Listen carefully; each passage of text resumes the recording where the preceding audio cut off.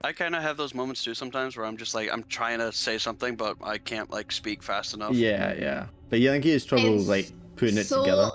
See, for me, like it's so annoying as well because like in your head, it's like it's well, planned out in your head, and then when you're saying it, and you're just like, and you're in mid-sentence, and you're like, why am I saying it like this? And why is it, Yeah. And I'm like, well, that's, I mean, Dave's been diagnosed with ADHD now as well. And I said when I first started playing with you guys that he's definitely like on the spectrum or something. Because, but he was, I think, as well, because he hasn't played for a while or ran it for a while. And he was really like falling over his words, trying to get stuff out as well. So it was just a clusterfuck of all these ADHD people trying to fucking get their sentences out. And I was like, this is wonderful. It's a bunch of cats and they're all going in different directions. Yeah, it was one. I think like sometimes my manager gets like totally frustrated with me though. Like she's like not 100%, I think, the most caring of people. It is frustrating though. See, if I mean, even being the person who understands what's happening, it's frustrating. Because I'm like, just get your fucking words out. Like, what's so difficult? Do you know what I mean? But yeah, you just gotta be patient with some people. So my problem is like a lot of times I end up combining words without meaning to. Like I'm trying to think of one word and I say a completely different word and I try to say them both at the same time, which never works. Or like flag fire. And also for myself, like I'm partially deaf in one ear, so it makes it even worse when like I'm listening to the person, and if the person is like saying too much information, it's like information overload in my head. So like I need it sort of broken down. Yeah. It can be like a wee bit sort of, it can be really exhausting for me as a person when it's like too much. Yeah. But what's funny is you get frustrated other people not saying stuff quick enough, and yet you can take forever to get half a sentence out. Yeah, that's true. Yeah. The human condition. Oh, but that, I think. Yeah, but I think that's why I have to get it out quick enough, because if I don't get it out quick enough, then sometimes it gets lost in translation. Oh, you feel that way though. Well, I feel that way, yeah. So I'm But yeah, sometimes sorry. I was just gonna say, sometimes I feel like if I have to say the thought right as it pops into my head, or else I fucking forget it. It is an issue with playing RPGs, and it's definitely not just an online thing, where like because then the more people you have, obviously the worse it gets, because you can all come to like a realization or have an idea, or want to get the line in at that point, but you kind of have to take it in turn to do it, and it can be very real. Like by the time you get round to you, it's already been said, or the moment's passed, or whatever, and that can be kind of frustrating. But unfortunately, that's just what happens when you play with a bunch of people. Very true. That's why I would never play with like 5 players for a proper game again, man. It's just too many. 4 is like the limit, really. I need to find a way that you can actually alarm me. Hey, I need to find a way to let you make more announcements better. What do you mean? Well, if I wouldn't have looked, I wouldn't have caught the messages. Right, but when I had the events thing up, it also didn't do enough to get people's attention on time. Yeah. So I mean, it doesn't make any difference what I do. People are still going to miss shit. If you just pay attention to the channel, it'll be fine. And you know it's the same time every week, so. We're all here. Well, we're nearly all here, so that's all good. Yeah, we know Alan's going to be late every time anyway. Yeah. I'm just glad this time it's not me. All is right with the world again. You're right, Glenn. You sound a bit tired. It is what it is.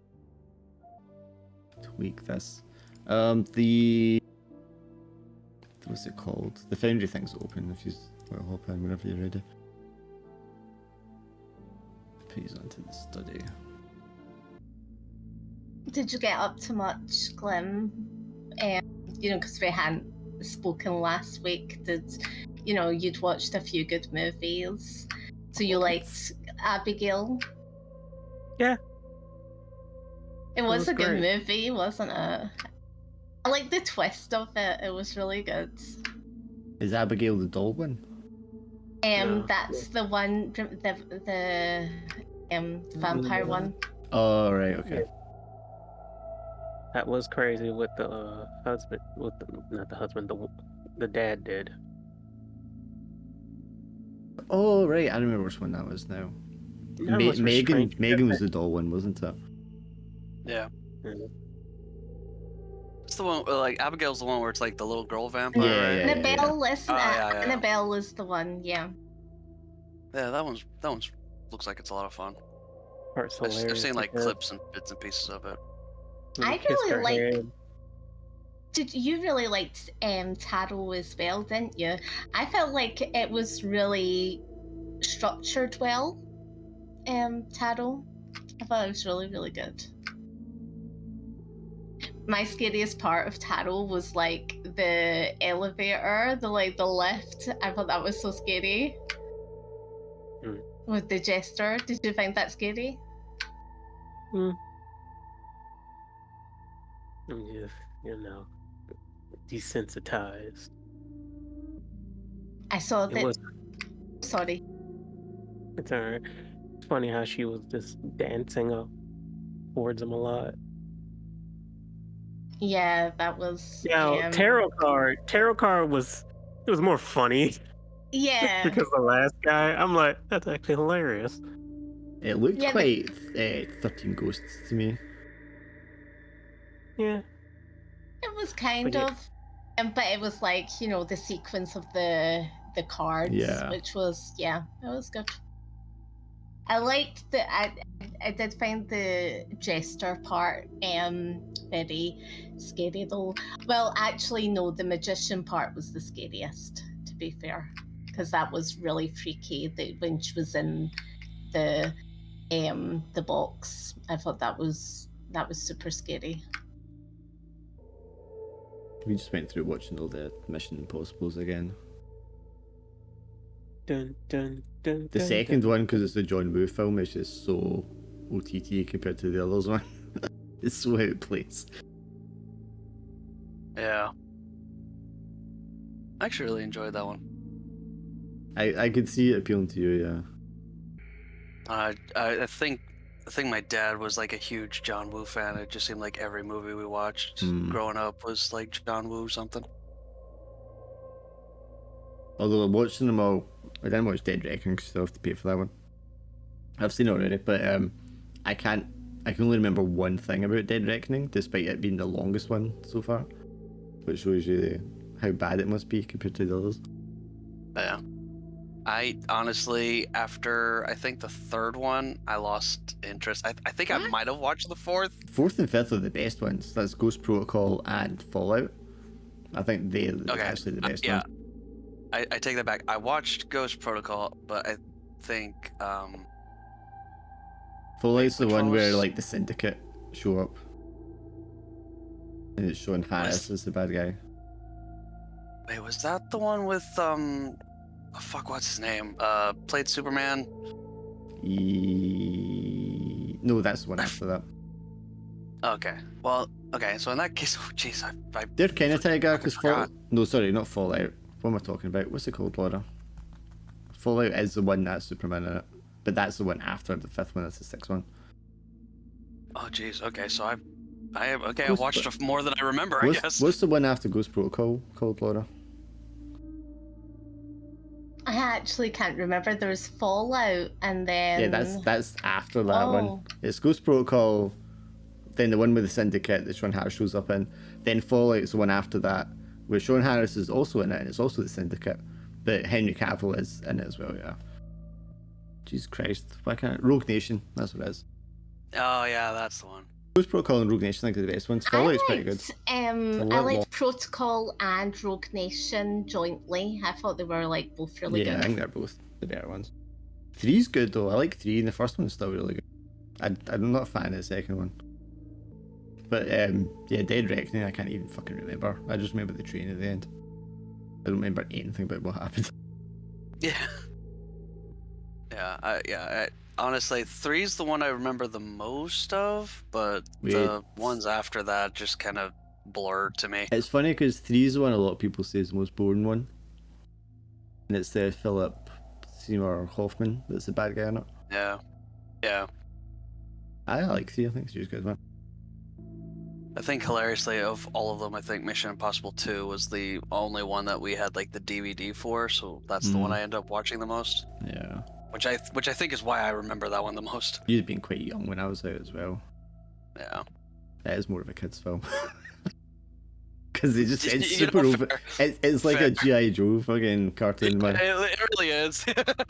There's one bit in it, and it's so fucking John Woo cliche, it's ridiculous, where like the doorway is on fire and a white dove flies through it, and then like the shadow of Tom Cruise comes across it, and it's just so fucking it's just too much for me, man. I mean, if you love his style, then that's his style, but Jesus Christ, man. Yeah. I don't know. I talk shit about a bunch of movies not being like realistic and stuff, and then like looking back at all my favorite movies, a lot of them are not realistic, but they're fun, so I give them a pass. Yeah. Well, that was. I think at the end of the day is what I'm really like complaining about is like if it's boring, like and you have unrealistic shit, then it's not. You'll good, overlook faults if you like Chronicles of Riddick, one of my favorites, and it is loaded with stuff that people complain about, but I just don't see any of the cracks because I just fucking love it. Yeah, no, I'm in the same boat. I love Chronicles of Riddick, but even I can be like, yeah, it's got some issues, but it's good.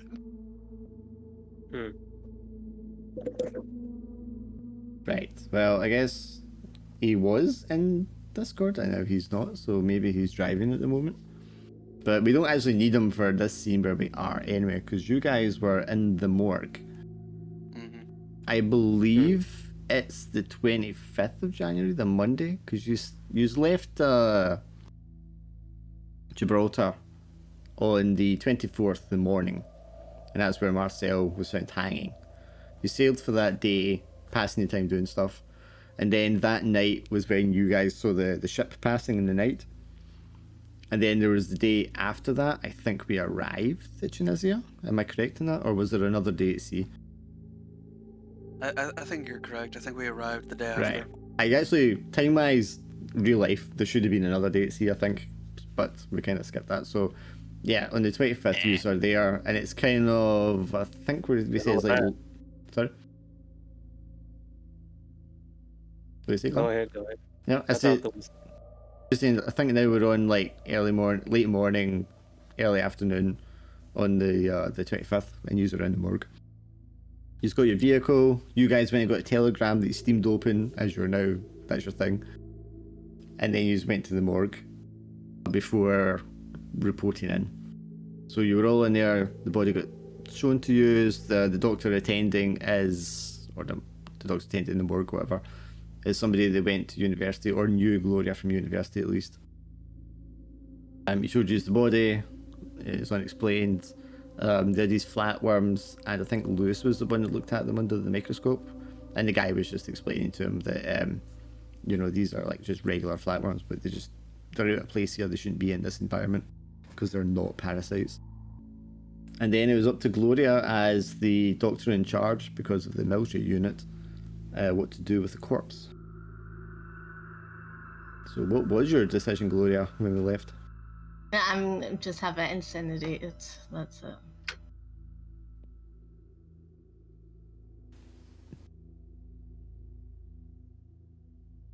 I'm not sure. Mackenzie.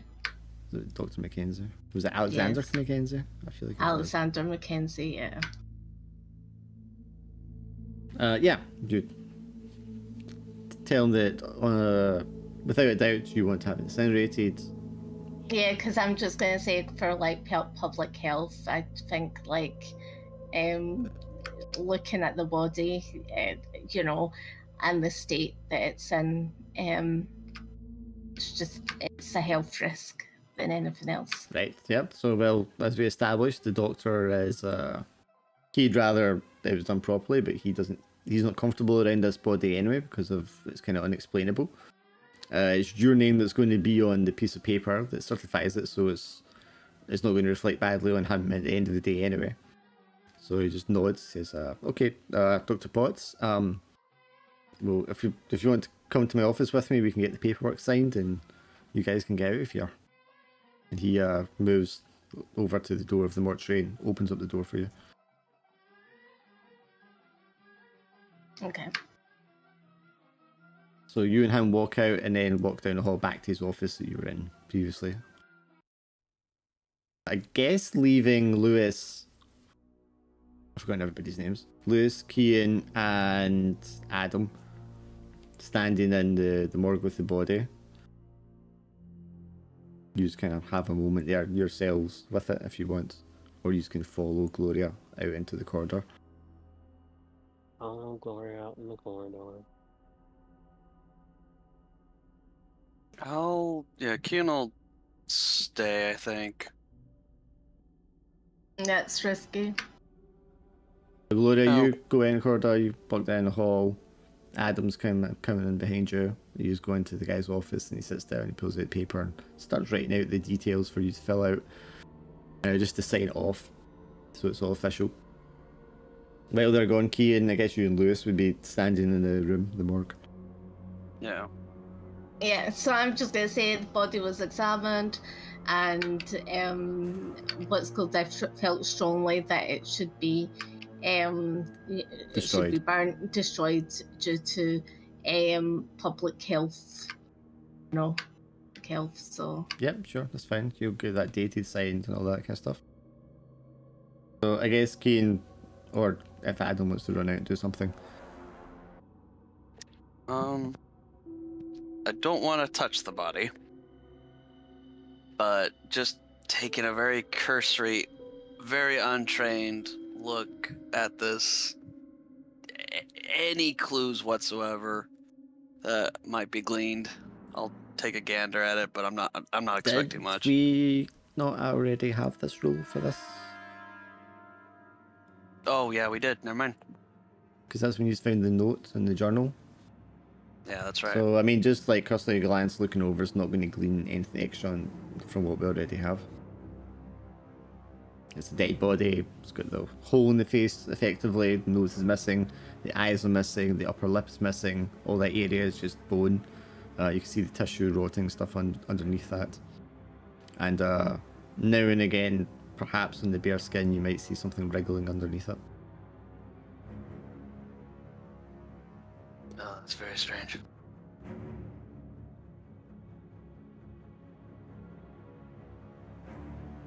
But if that's all there is, then Gloria will get the paperwork signed, and Mackenzie will rise to shake your hand, and shake your hand, Adam. Shake, shake, shake. So it was nice to meet you all, Gloria. Hope we can keep in touch. Most definitely. Yep, be sure to write. And Will when he shakes your hand, that's when he notices you have a wedding ring. Oh, you'll have to forgive me. I'm so sorry, Gloria. I didn't realise. I've been calling you Dr. Potts all this time. I had no idea. Of course you're married. Why wouldn't you be? Well, that's no trouble at all. What's the lucky man's name? His name's Pemberton. Norman Pemberton. Ah, so Dr. Pemberton, I should be saying. I'm so sorry. Yeah. How rude of me. I think you met him once.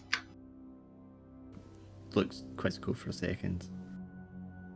I'm not sure I have, actually. I've been terrible at keeping in touch with anyone from the old days. I had to leave the country shortly after graduation, unfortunately, and I've not been in touch with anyone, or not so often, at least anyway. How did you end up here? Oh well, looks at Adam for a sec. Look back to it's rather a long story, but the short version is that my mother was ill and my father was stationed in Egypt at the time, so I moved out there to help them with some of the family business, deal with some of the health and legal requirements, and I just kind of stayed in Africa after that, and the war started, obviously, and I ended up being stationed here. Okay. Do I notice anything that, like, in his voice, like, that detects, that he might not be 100% true? You can roll a dice for that. You can roll 2 dice because you know him from the past. Oh, I don't know about rolling. No, I don't know. Not an insight dice, just the 2 regular dice. Yeah, but if I get a 6 and then I have to roll it inside dice, Still wouldn't just roll your dice. You asked. I mean, if you did want to roll dice, you should be playing the game. Play the game, man. Yeah. No. You could only do things by rolling dice. You know I'm gonna get a 6. I know it. Oh. 6 doesn't always automatically mean insight.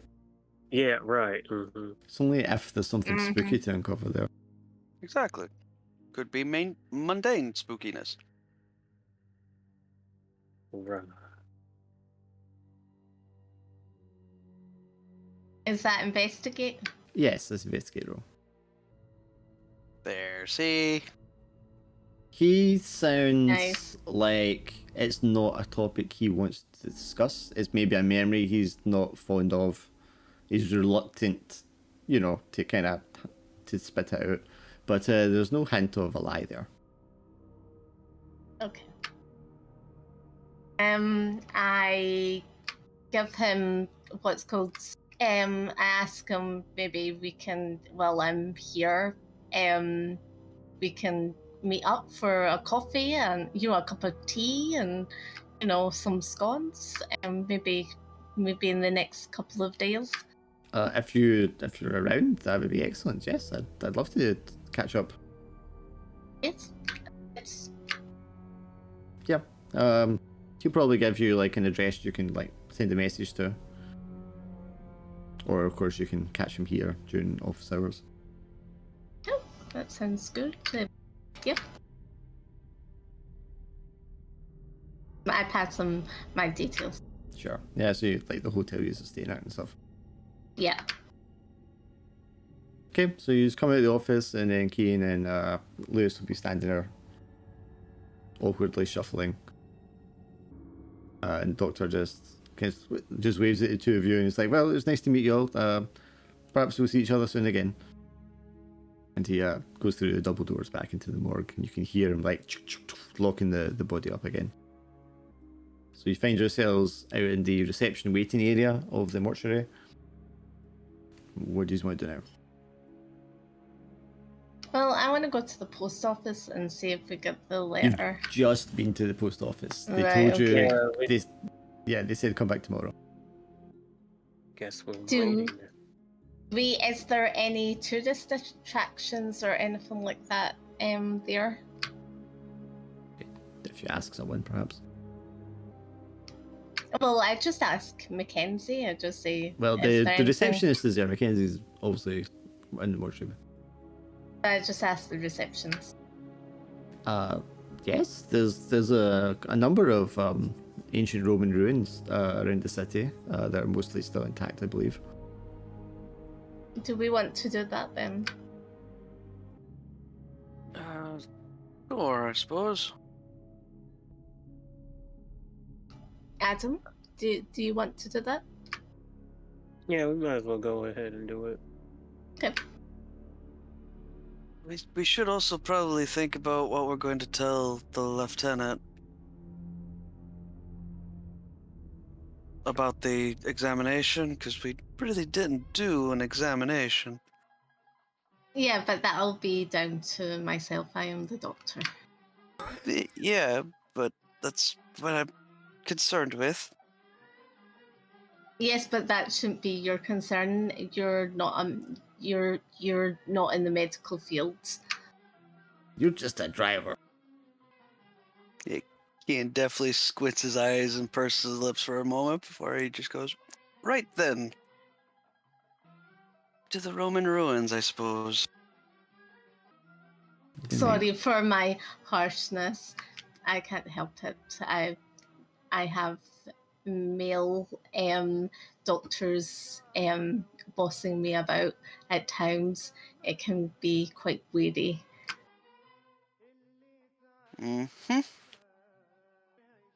I guess asking around, there are a number of like notable archaeological tourist sites, ancient sites in the city.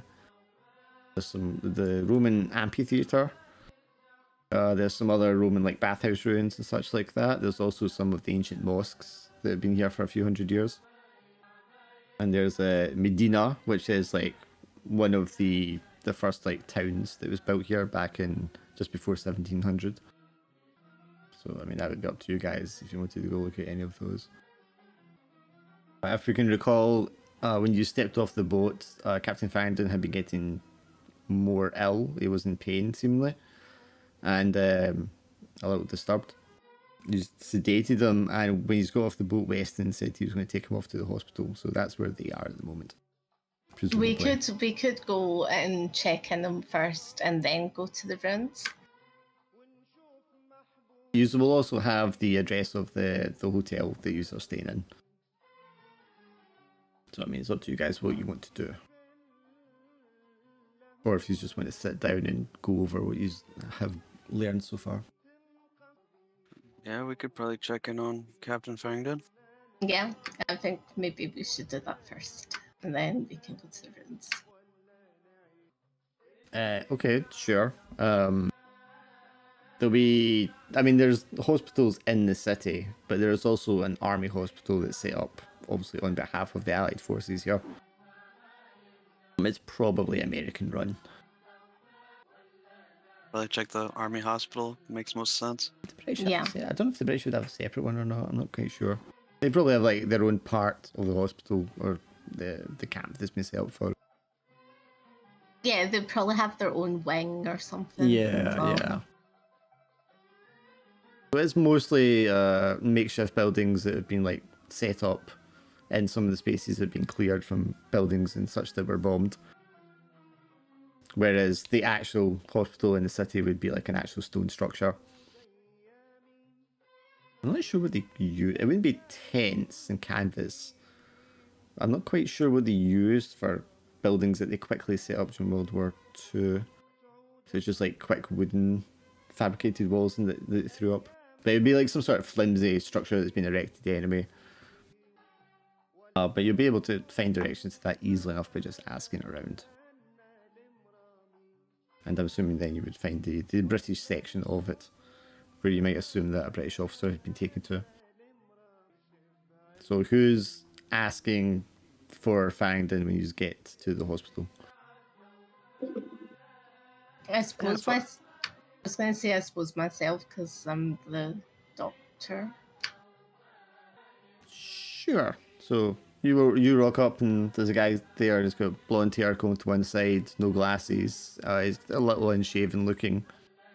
But other than that, he's quite neatly kept. And it's, he's there with like a corporal uniform on. So, yes, madam, how can I help you?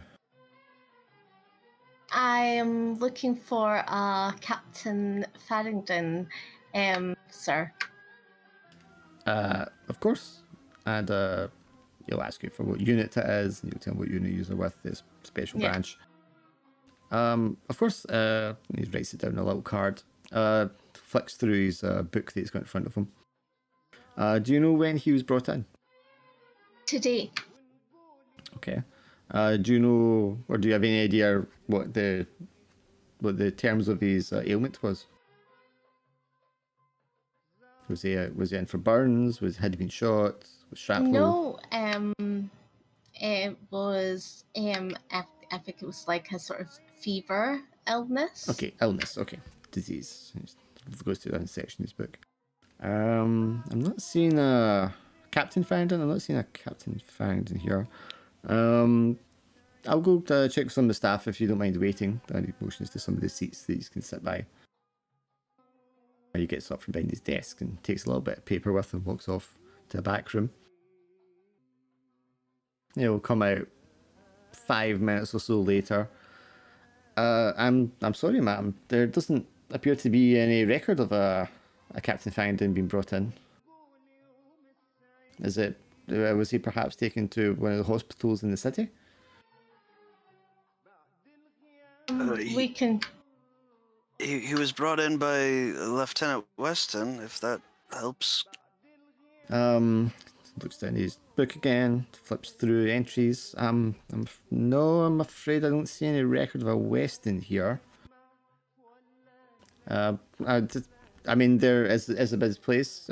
He perhaps went to the American section of the hospital. And I can go check there if you want. It'll be another few minutes. Other than that, perhaps he's been taken to one of the hospitals in the city. Sure. Can you get someone to find out for us? I can make a call. That's okay. It'll take a little bit of time if you don't mind waiting. Yes, that's fine. Okay, so he's gonna go off for 15-20 minutes. He's gonna just sit and wait. Do you think he took him to hospital? I'm certainly fucking hoping he did. I'm not trusting Lieutenant Weston. Yeah, no, he's mixed up in this really, really deep. Is that what you're saying, Adam? I'm not trusting any of this shish. I'm tired of these motherfucking Cthulhu monsters in this motherfucking place. Oh man, we watched not to go off topic, but the Samuel Jackson did a rundown of his movies, and that was in it on a GQ on YouTube or something. He is just like so awesome. They were I just not to go love too him. far off, but they were like to him, "Oh no, we cut that line out. It's not going to be in the movie." And he's like, "What? Yeah. If I don't get to say that line in this movie, I'm out of the movie." Yeah, that's the whole reason he did the movie. Great. What a legend. Yeah, you guys are sitting there. I mean, it's a flimsy building, but it's very well kept. It's like fresh coat of white paint, so it's nice and bright in here. They've got the fan going in the corner. It's not very warm in January in Tunisia. We're talking like the sort of temperature as the UK is right now, if that's any kind of reference for anyone. Probably around about 10 degrees Celsius. I don't do freedom units, unfortunately. The nice green curtains by the window. The window's open. There's a nice potted plant next to you. You can see there's like leaflets about various ailments and treatments and things like that. Things you should ask about on the wall. Some like little short advice pamphlets and things like that about like making sure you keep your feet clean so you don't get infection and things like that. And there'll probably be a newspaper or some magazines on the table in front of you to kind of like pass the time.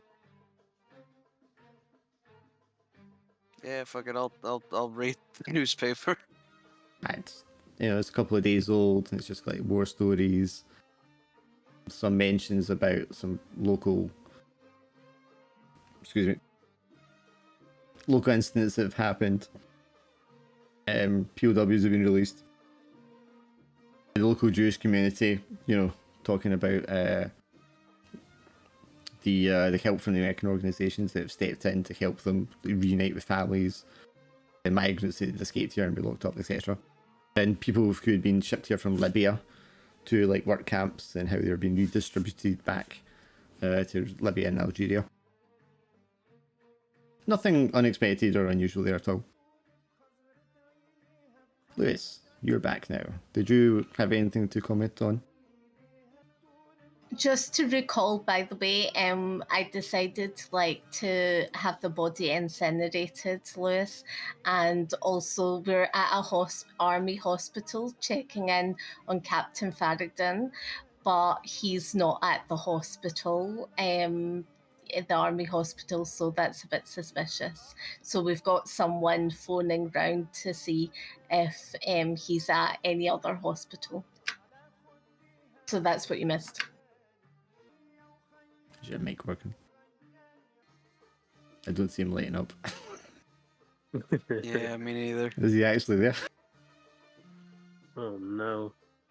I mean, it says he is. Yeah, but I don't know if he can hear us. It says he was setting up beyond just a moment, so he might be in, but he's not like. Yeah, I just don't want to repeat things to nobody. Anyway. Fair enough. 15-20 minutes pass. The clerk comes back.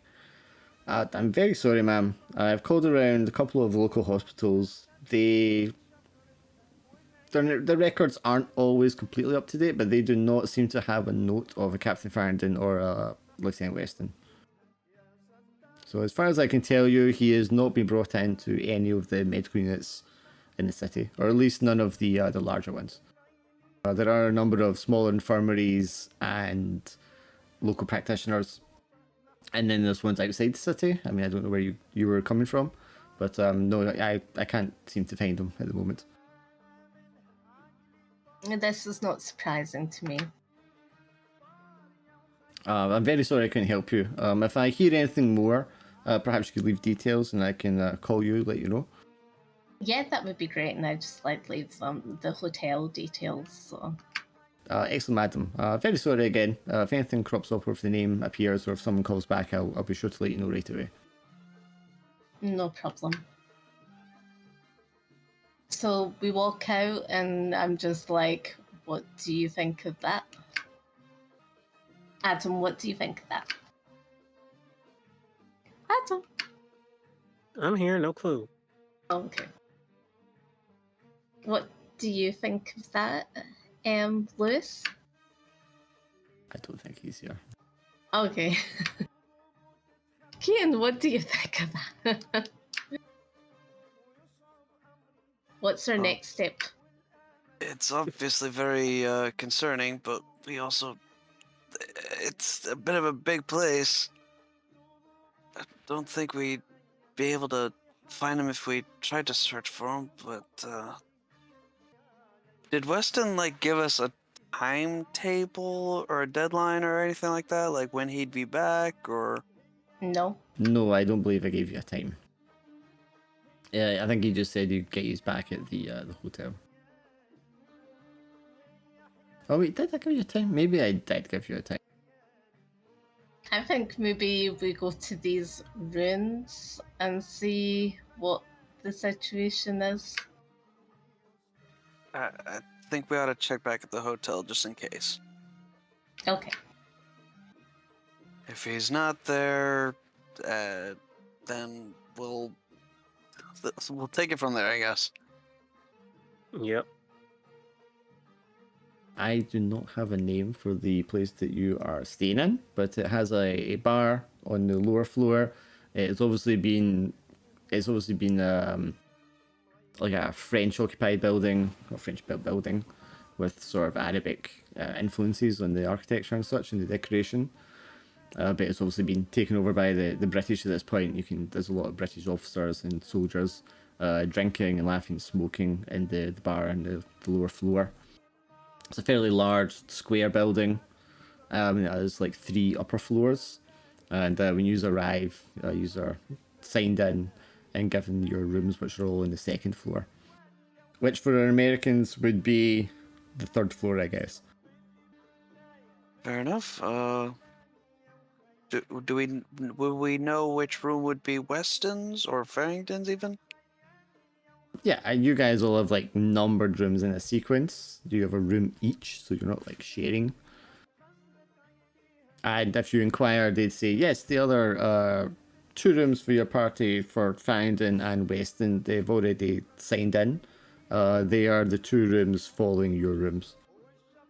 So they'll be the 2 at the far end of the hall. they've already signed in, as in are they in the rooms now, or? The clerks, the Arabic man, who has quite good English. They signed in an hour or so ago. They have not. I don't think they're in just now. I can knock on the door and check if you wish. Yes, that would be helpful. Yeah. No problem. Do you need help with your? Do you have any luggage? Do you need help with your bags? I don't think so. No, we're fine. Very well. Thank you. He goes, gets a bellhop boy, sends him up. Says to him in Arabic, and the younger guy goes up the stairs and like knocks on the door, and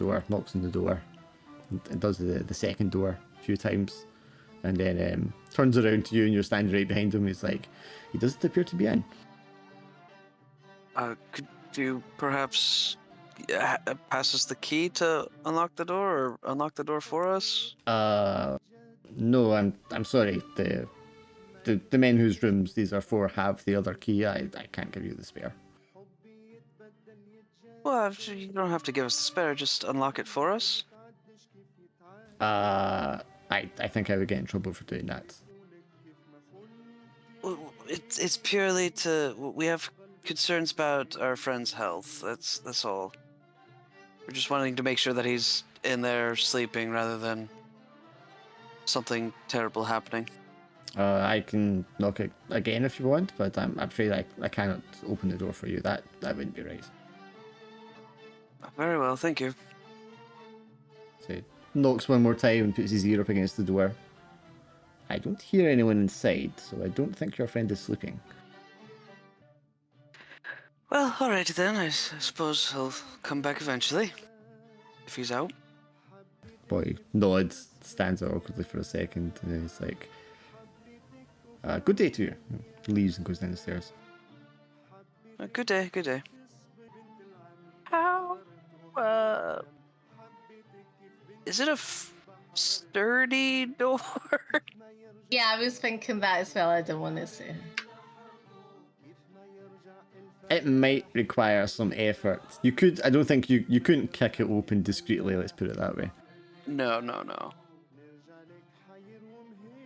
But I was hoping to see if I could subtly try to force it open somehow, or maybe even like if there's like enough of a gap I could wedge something to unlatch the door. No, I mean it's a well-constructed door. It's not a jail cell or anything like that, but it's a well-constructed door. This is obviously a building that was used for like officials visiting and things like that. Yeah, that's fair. Yeah, I don't fucking know how to pick a lock, so that's that. Unfortunately, I checked in an hour ago. Would that match up with when Weston took Farrington away? Why don't you roll one dice for me? That would suggest that when he left you, they might have gone somewhere first, but they must have came here and checked in pretty soon afterwards. Because you guys have been about an hour in the mortuary and stuff. So, I mean, possibly they came here and checked in and then went off to a hospital somewhere. Has the what's called, the rooms, do they have a balcony? Your room can have a balcony if you want. You can be at the end of the corridor. So no, I'm just saying, has Captain Farrington, has his room got a balcony? I think all of them, I wouldn't describe it as the balcony. I think all of them, when you open like the double set windows, they have like a little ledge with like a little veranda that you can step out onto. But it's maybe only 8 inches wide or something like that. Just so you can kind of step out into like the sun. Are they connected to other rooms? Well, they're all adjacent to each other. If I said yours is at like one end, and then if you went like kind of around the corner of the building, all the rest of them are in a row. But it is up on the second story. Okay. Yeah. Oh. I think for now we abandon getting into the rooms and just try to figure out where Weston took Farrington. I think we should do what we were gonna do and go to the ruins. I suppose, but what are you hoping to find there? I don't know, maybe we could find a clue or two. Meta, find a clue for what at the ancient ruins? Not a clue or two, but maybe just like some sort of like why we're here kind of thing, and you know. At the ancient ruins.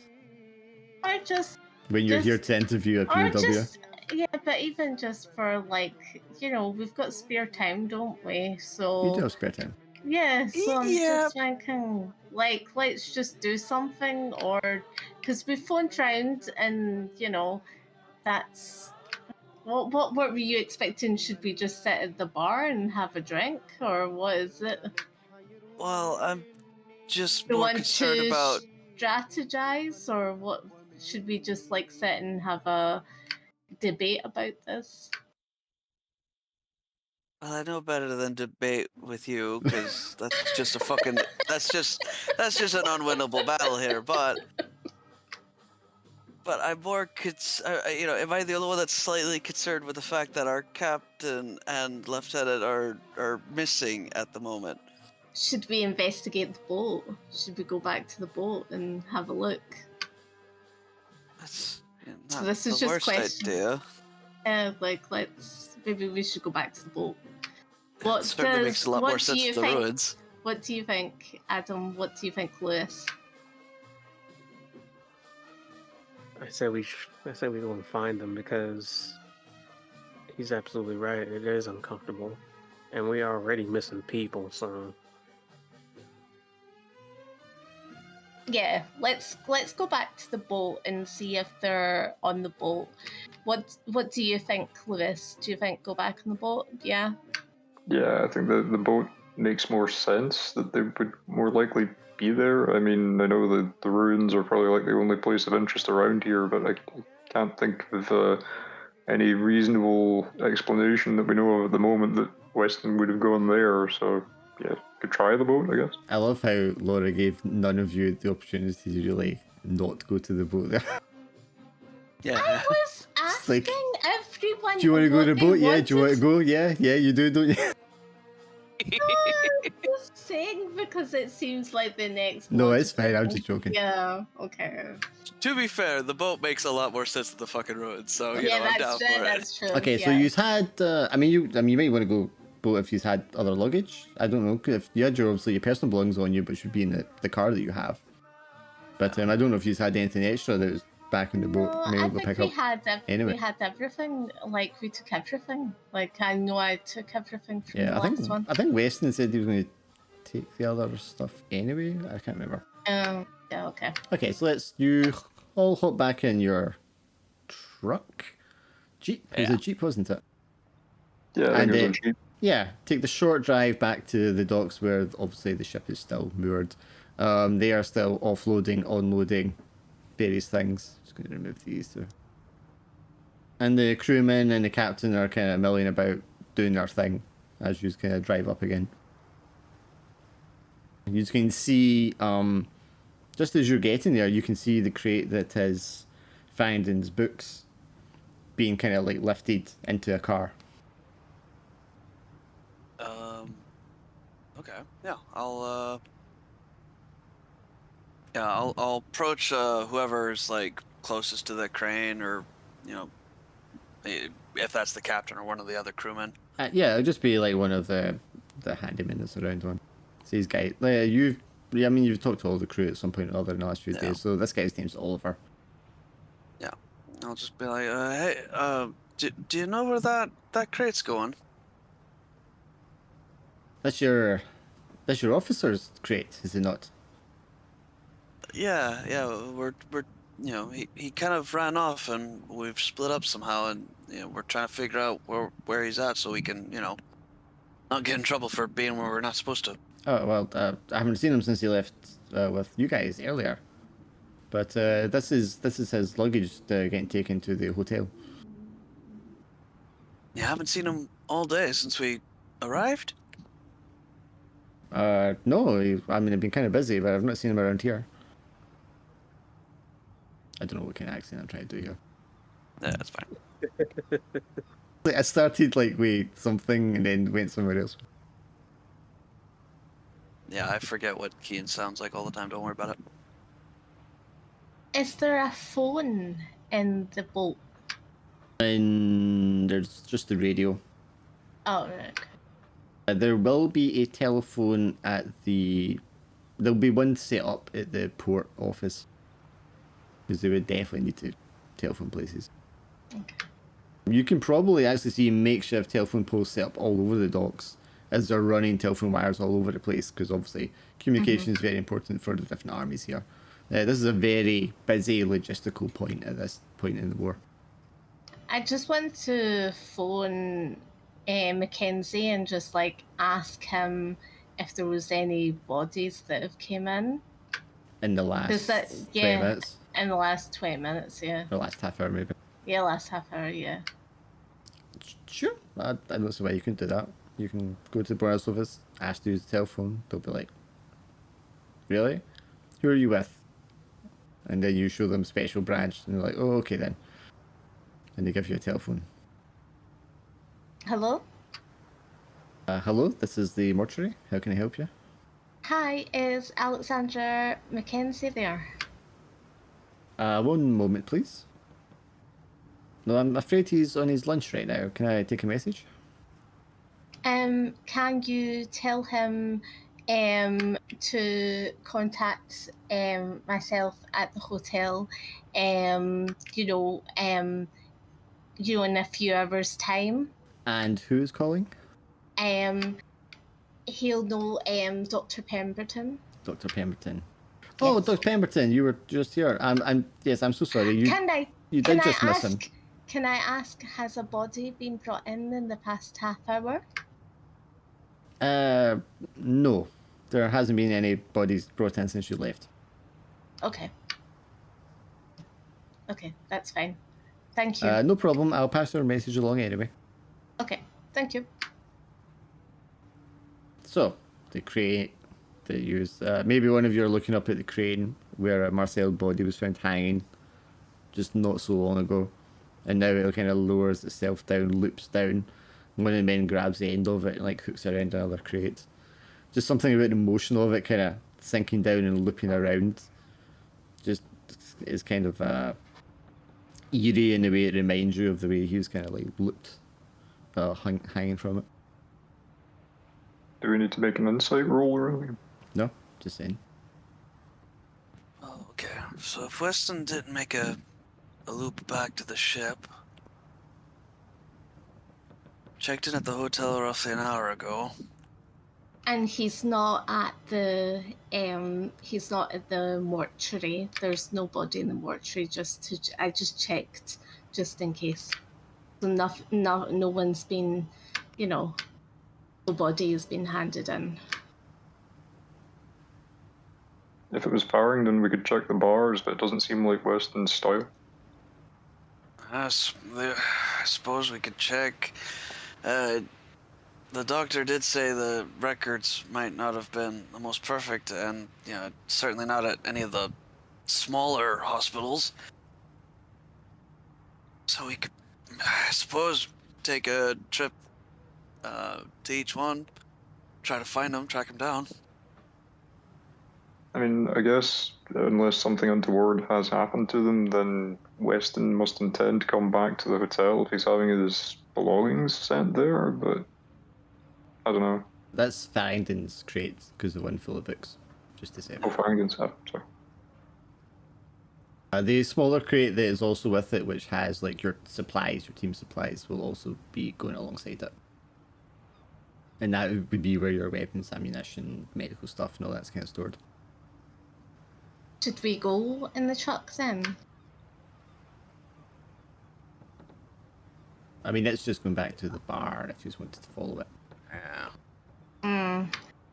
Should we check here first and then get them to hold off for like 10 minutes while we check the boat, and then go back? Check the boat for what? Just it's look good. round the boat. I They could suppose have so. they could have came on the boat, and someone hasn't, missed them or something like that, they forgot something, Yeah, but I mean, yes, I suppose we could still check for clues just to make sure. All right, anyone who wants to get on the boat and give it a once look over can roll me a dice. All right, how much dice you need? Jesus. Just the one. You've got a keen eye. You can roll 2 dice. Everyone else can roll 1. Yeah, I don't want to look. Good idea. Yeah, her idea yet again. Kian Let's is go the in one this who dark rolls. basement. You go first, Alan. Oh, won't look. Mm-mm. The apple does not fall. Fuck. Our fault.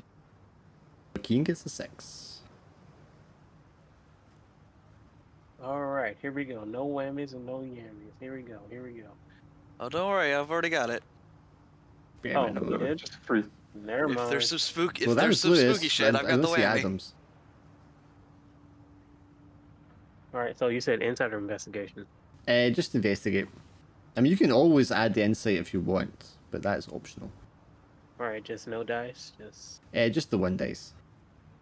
human capabilities. Oh, you got a I 6 see too. something. Nice. Oh yeah, Yeah, we I see mean, something. I think particularly Adam, you've looked this boat over many times now because you were looking for that Yeah. guy quite a few times. So you're very accustomed. While Keen's looking around, you're like grabbing him by the shoulder and saying, "Oh, but check this bit out," and showing him like compartments that he hadn't noticed before and things like that. You're going into the engine room behind the stacks and the coal and all the rest of it. You run through the whole thing in like 15 minutes flat, and you know with absolute certainty that they are not hiding on this ship. Yeah, they're not here. Fuck, where are they? I don't know, man. How concerned are you guys for your own safety at this point? I mean, do we need to consider like arming ourselves? That's a good ass idea. We're still on the boat, right? You're on the boat, but the crate with all your like supplies is in the truck with the crate of books as well. So, I think we should go with the truck. so that has your rifles, revolvers, whatever Yeah. weapons we decided on earlier you would have. They would be stored in there normally. So yeah, I mean, you would be free to do that. It would not be out of the ordinary at all for any of you to be walking around with firearms, given where you are just now, and the heavy military presence. Yeah, I think in the circumstances, maybe we ought to go back to the hotel and collect some supplies. You know, it doesn't necessarily need to be anything heavy, but you know, if we're concerned about people disappearing, we might want to maybe take a gun or 2 with us. Yeah. Gun is helpful for a lot of situations. Yeah. So if I just ask who's grabbing a weapon, just so we know who has one on them. Me. Can't. Yeah, I'm going to take one as well. Yeah, I'll probably take a pistol. What before? Everybody, okay. You have a pistol. Don't worry. Laura's not gonna shoot hers. Do you all have pistols? Does anyone have anything different? I think a I was pistol's thinking about probably. I'm thinking about getting my grand, but it's like, Your rifle? I mean, you can totally have your rifle if you want. It would not be out of place. And because you guys are special brands, you're permitted to carry it off duty as well. yeah, I'm gonna just carry it on my shoulder. Mm-hmm. Yeah, that's totally fine. Yeah, you just go back out of the ship to the truck. Tell the guy to hold on. You open up the crate. Take out your firearms, the ammunition you need for them. Any other kind of trinkets you want from like a soldier's or standard issue equipment would be in there as well. I can't really think of anything just now, but you know, compasses, all that kind of stuff, would be there for you to grab if you want. Might be an idea to take any like first aid equipment that we might have as part of the supplies, I guess. I mean, the doctor has her whole medical kit, her doctor's Of course, bag. yeah. Sure. Yeah. Yeah, I mean, you could also have like a little pack of bandages or whatever it is they would issue with. Flask of rum. Or brandy, probably. Medicinal brandy. Brandy and a revolver. I don't like where this is heading. Or do you? That sounds like you haven't had enough brandy. So, yeah, as you are kind of loading your weapons up, Captain Archer from the ship kind of comes up behind you, but didn't expect to see you lot back so quickly. Heading off into battle, are we? He says, noting the weapons. Well, hopefully not. Well, I know better than to ask what it is you're up to, but if I just say it's been a pleasure knowing you all. I'm sorry the circumstances of your journey weren't better, but given the circumstances we all find ourselves in, I think it's to be expected somewhat. But just wanted to wish you all good luck on the rest of your mission, and perhaps we'll all meet again someday, safe and sound back home. Yeah, I certainly hope so. He goes round shaking your hands one at a time. Shake, shake, shake. Dun, dun, Yep. dun, dun, dun. Yep. Okay, well, all the best wishes and farewell to you all. And to you, Captain. Yeah. He walks away, taking his cigar out, lighting it as he goes. Kellyan is like standing on the ship, kind of just like looking down at y'all, and he just like raises his hand to you, Adam, just an acknowledgement, with a cigarette between his fingers, probably as he does so. You are burning your. Okay, so that truck with the rest equipment and the books will go off to the hotel. Where do you guys want to go? I really would rather go out and find them, but I'm beginning to think that maybe just waiting for them at the hotel might be best. You know what though? That sounds like a good idea. I'm gonna go out and walk around and shoot pictures. Yeah. Do you want to go like walk around the city, taking pictures? Yeah. You just going off on your own? Is anyone going with you? No, like come with me. Are we all going with him? It's up to you guys. No, I like go Lewis. Yeah, I think it's probably better that we stick together if we're concerned about Yeah. people going missing. I'm gonna go as well. All right, we Scooby doing this. Awesome. Let's Sure. go. You head into the city, park the car up in one of the wider streets, and then take off on foot. The city is lively. You know, a lot of people are like rushing in. Commerce is like picking up again. The bazaar is open. You can see little market stalls everywhere, rich spices, linens, and stuff like that getting sold. The black market is obviously in full effect. You see like cigarettes, chocolate, perfumes, all these things getting sold. It's a real crisscross of cultures and different types of commerce going on. Like stalls that are selling like weapons underneath the stall, and firearms and ammunition and stuff like that. And as you're like walking along, you just like now and again there's a building that got hit by a mortar shell or a rocket or something like that, or a bomb, and it's just like rubble and it's been like picked apart by labourers. And when you just walk across one home that you can see is destroyed, it's like the end of a bunch of like low-lying apartments, and the end building has been kind of like caved in from a blast from something, and a dog is just there on the corner of the street like barking at this collapsed building. Can I take a look and try to take a closer look to see what the dog is barking at? Sure, roll a dice. So it's barking at this apartment block, which is caved in. You know, there's nobody there. You can see a number of labourers, pulling the blocks apart, removing the rubble and the scrap. But the dog doesn't seem to have clicked on that there's nobody alive there. It's just like barking at the building. Poor dog. It's a shame, but I don't think there's much we can do. We can't very well take it with us.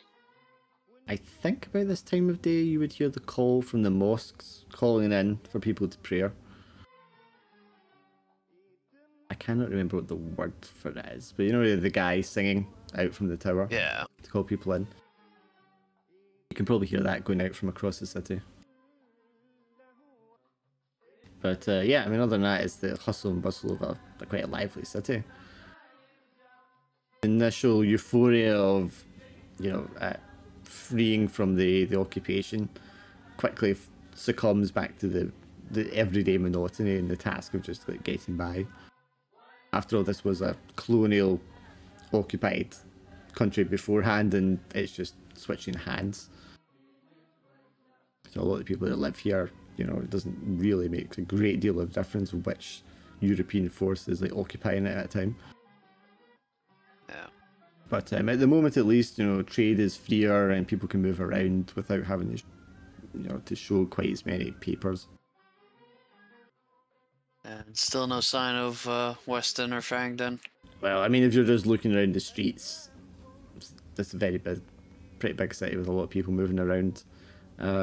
Paler faces would more likely stand out against the people of the area. Yeah. But no, you won't come across them. Is there anything you're looking in particular to take photographs of, Adam? Mostly the structures. The architecture, yeah. So there's a lot of the more recent buildings have a very definite European French sort of twist to them. Other than that, it's very much an Arabic kind of culture, although differing to Central Arabic countries. I can't remember the term for it, but it was like the Moorish medieval kind of structures and designs that you would see predominantly here. And they have their own sort of like twist and local take on it, which would be different from ones in Morocco or in Spain. You will see a lot of marble and gold and what's that bluestone called? Lapis, probably like lapis and things like that, intertwined in some of the more intricate designs. Especially the religious buildings, which would be a lot more intricate and have a lot more money put into them. The regular buildings are very cube, rectangular, white, and quite plain looking. Nice. But yes, I mean, there'd be plenty of interesting and older buildings for you to look at. A lot of it will be from the medieval era, as well as the newer ones. And as I said, temperatures are more, although it's sunny, the temperatures are quite agreeable, even though it's winter because we're in January.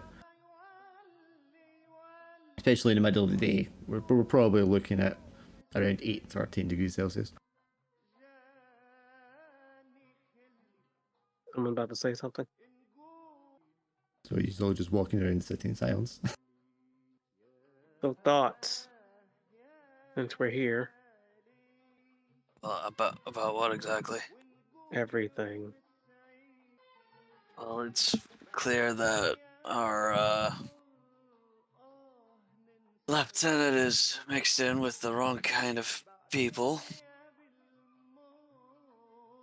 Farrington too, but I feel like Weston's more in charge in that respect. Yeah, it feels like Captain Farrington is the puppet and Weston's pulling the strings. Yes, which is why I'm concerned with trying to find him. Should we go to the ruins and see if we can find him there? Just out of character, why would Gloria think that he would have anything to do with the ancient ruins? Well, I'm just thinking it's a tourist spot. Maybe they went to look at the ruins. I'm just saying. I mean, we could just go to the ruins for the sake of something to do while we're here. Yeah, exactly. That's what I was thinking. I mean, maybe wandering in the city, following the sort of interesting building stuff like you would inevitably end up at one of the ruin sites anyway. Grab a picture from him. Yeah. Go to here. Where's the amphitheater? But yeah, I mean, after you come across the ruins of the amphitheater, you can see this, how many steps? Like 5 steps high or something like that, in a large oval sort of shape, made of white sandstone. I think it's white sandstone and marble. Obviously, there's no roof on it. There's no dome or anything like that. There's an archway you go through to walk into it. Areas of it are kind of like fenced off, stringed off, roped off. But it's all like sand in the centre, and it's all like stone walkways you can go up around the edges. There's a couple of security guards kind of lazily watching over the place, but I mean, nobody's... Unless you start doing something destructive, no one's going to pay much attention. Right, well, we came to the ruins. Nobody's here. Do you want to take some pictures of any ruins? Jeez. So, do you want to take any pictures? Not really. Oh, Do we, okay. do we know what the name of the ruin site we're at is? Because the amphitheater is a very... Is this the right one? No, I'm not sure if that's the right one. No, this one is not in Tunis. Fuck, do they even have an amphitheater in Tunis? I thought they did. This one's not in Tunis. Oh. This one's in Sus. Assuming it's something that looks kind of like that anyway. It's obviously been a structure, a building at some point in the past. There's a little plaque that's in Arabic and French. And Gloria can read it, and it just gives a very brief description about how it was built at the around about 250 AD. Was it BC? I don't remember. Yeah, I think it would be BC. Depends. But about the turn of the millennium anyway. The previous millennium. Yeah. Because I think it's Hadrian that had it built. But yeah, it's just some dates and some very light, kind of how it's a Roman structure and how it was built here when the city was Carthage, etc. There's no sign of Weston or Fangden around here. And there's just a few other soldiers who are off duty, kind of wandering around, pointing at things and having a laugh with each other. I'm almost afraid to ask, because I fear that what the result might be. But do we notice any like unusual symbols or anything that might be familiar to us?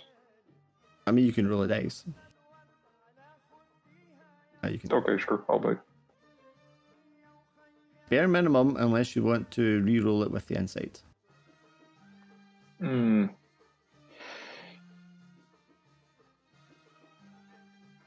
Ah, come on. Yeah, okay, I'll give it a try.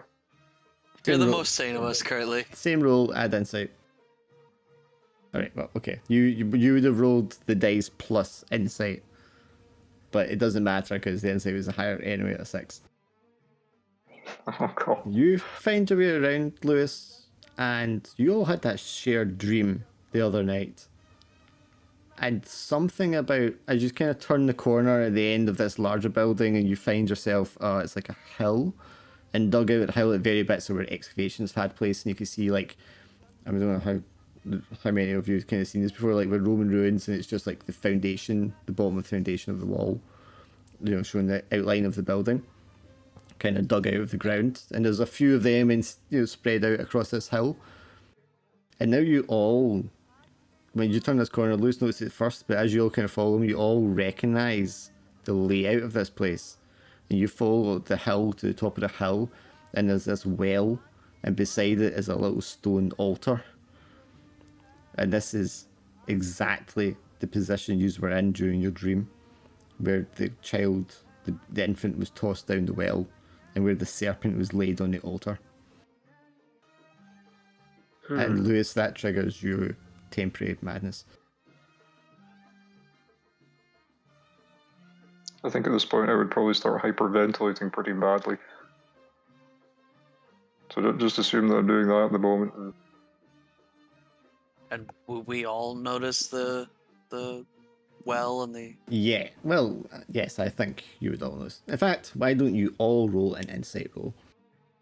Yay! Kian keeps it together. Adam keeps it together. Gloria, you are struck with fear at remembering this dream. and remembering this location. Why do you do this? Hey, I didn't do this. This is Lewis's fault. Yeah, I should never have decided to loop around. So, Gloria, what's your fear reaction? Oh, well, I'm froze. Brink of insanity. You're frozen in place. You remember the scene, the serpent, the infant child, the crowd screaming and panicking as they realise their god has deserted them, and the army are at the doors of the city, ready to burn it down, raze it to the ground. And as you look out from the hill across the city, you can just imagine the scene, the fires, and the I can't murder happening imagine in the streets. anything. I'm just annoyed. I'm peeved off. You need to get us those letters. Honestly, I'm getting really Stop being annoyed such a with you. baby, man. I'm actually getting so annoyed with you, though. Like, we have waited, like, this is now, like, the 6th episode. I'm sorry. We haven't had a letter. How fast do you think the mail goes from Gibraltar to the United Kingdom to Scotland to Gibraltar to Tunisia? I've said this before to you. In 1944? The days, you're too slow with them. I mean, if I was going faster, you would be more insane. Yeah. I guess it's real time. I mean, it's definitely not real time. But we're walking it through. Stop being such a baby. It's alright. I'm not rolling any more insight, by the way. Just Oh, to say. okay. No. Oh, okay. Well, thanks for playing. No. Damn. Don't do that. So, Gloria freezes up, and Lewis falls into a full-blown panic attack. Yeah, really shouting like, it's the well. That's where we saw it. You all saw it. You saw it. The sacrifice, the well. It's how is this real? I thought this was some imaginary nonsense, but it's here. It's real. It's not. What's going on? Shall we move away from this? Yes. You put your arm around Gloria. Kian, you put your Come on, arm. Gloria. Kian, you put your arm under Lewis's arm. You kind of pull the two of them away down the hill, back past the bathhouse, the amphitheater, into like the main street with and back to your car. Yeah. Suddenly Gloria Sorry, there you go. like, is Gloria like fully comatose? I'm like, Gloria, snap out of it. I'm going to my bed after that. I'm going to bed. So, do you tell Adam you want to be taken back to the hotel? Yes. I mean, that's reasonable. Suddenly, despite the daylight of the day, you know, the cloud cover rolls in and it seems just a little gloomier across the city as you drive back to the hotel. Yeah, I think Kian keep like even as he was helping Lewis get away, I think Kian kept on looking back towards the well. Just feels a little something. It's an unshakable sense of familiarity about it. You know. You just draw up outside the hotel, the bar that you're staying at. A lot of the patrons have kind of left. Maybe it was busier during the lunch hour, now it's getting later in the afternoon. They're kind of emptying out. Just a few older men sat there smoking. Tobacco filling the room. And it's in that room, through the window at the bar, you can see Weston standing at the bar with a drink. Yeah, Kian's gonna go over to Weston. Gloria, do you just want to go up to your room? I hand the letter to Kian to give to Weston and go to my bed. Oh, I'm carrying you. Adam takes you up to your room. Lewis, are you going to be keen, or are you in too much of a state just now? I'll go into the bar with Key and I'll probably try and get a drink to steady my nerves or something. Sure. What drink are you ordering? What kind of things would we be able to order in Chinese? I mean, I feel like probably just get like a beer or something. I mean, I don't think you were here earlier. This hotel was obviously French built, and obviously was for like officials and such when they come to visit. It's a very fancy looking place. So, and now it's been taken over by like the British. So it is well stocked for British soldiers and anything that they might care to drink. Okay, in that case, I'll probably take a single malt or something. The young man who took you up to your room earlier is standing on one side of the bar. He's smoking. There's a older gentleman, probably mid-40s or so, Arabic descent, behind the bar. And goes, "Yes, sir, no problem." He pours out a single malt for you. We don't have any ice, I'm afraid. And he passes over to you. That's all right. Thank you. Reston's like at the other end of the bar, and just like it's not a very long bar, but it's just at the other end of the bar, a few feet away. As you approach and order your drink, he turns. "Ah, Private Barker, are the rest of your unit with you?" And then Key and you walk in right behind them. Sir, we were out in the town. We seem to have got separated. Is everything all right? Yes, everything's quite alright, Private. Were you able to secure the corpse?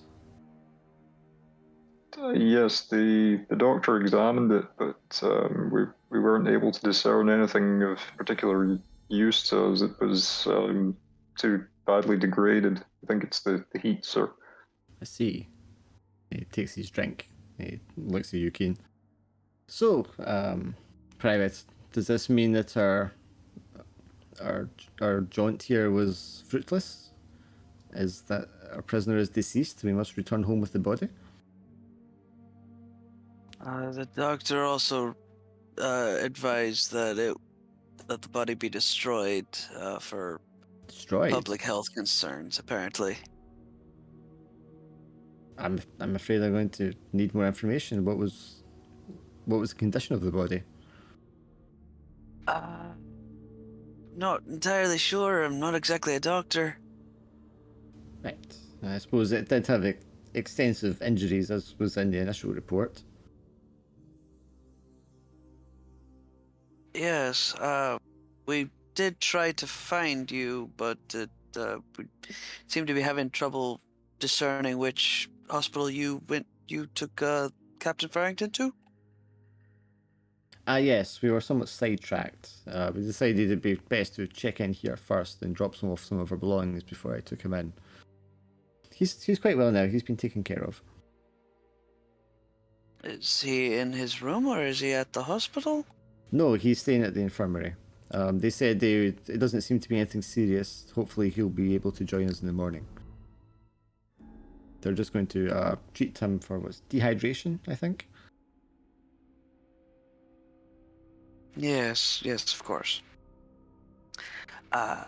Gloria also wasn't feeling very well and asked me to to deliver this to you. She meant to bring this to you, and I hand over the letter.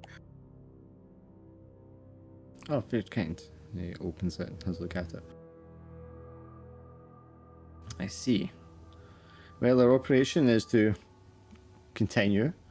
However, if the prisoner is deceased and the body is being incinerated, I'm not entirely sure what that means for our mission. I suppose we'll wait for Captain Farrington to give us new orders then? Yes, that would probably be for the best. I guess we can relax for the evening and settle down then. Would you care to join me for a drink? I think I will, actually. He holds up his 2 fingers to the barkeep, who then pours out another 2 whiskies and gives you one, gives him one.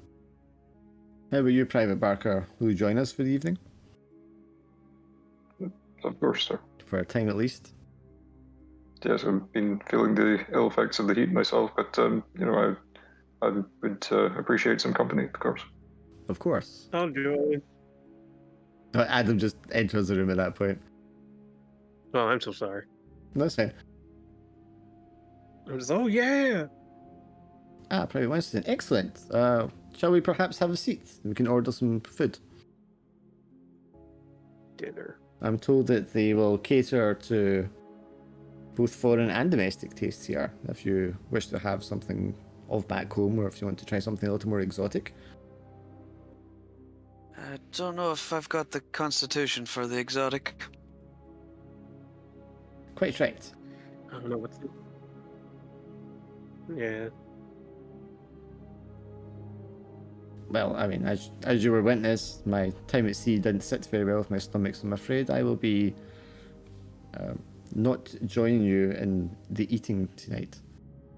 I'm not quite sure I'm ready to handle it quite yet. Just a stiff drink for me, I'm afraid. But please, my treat.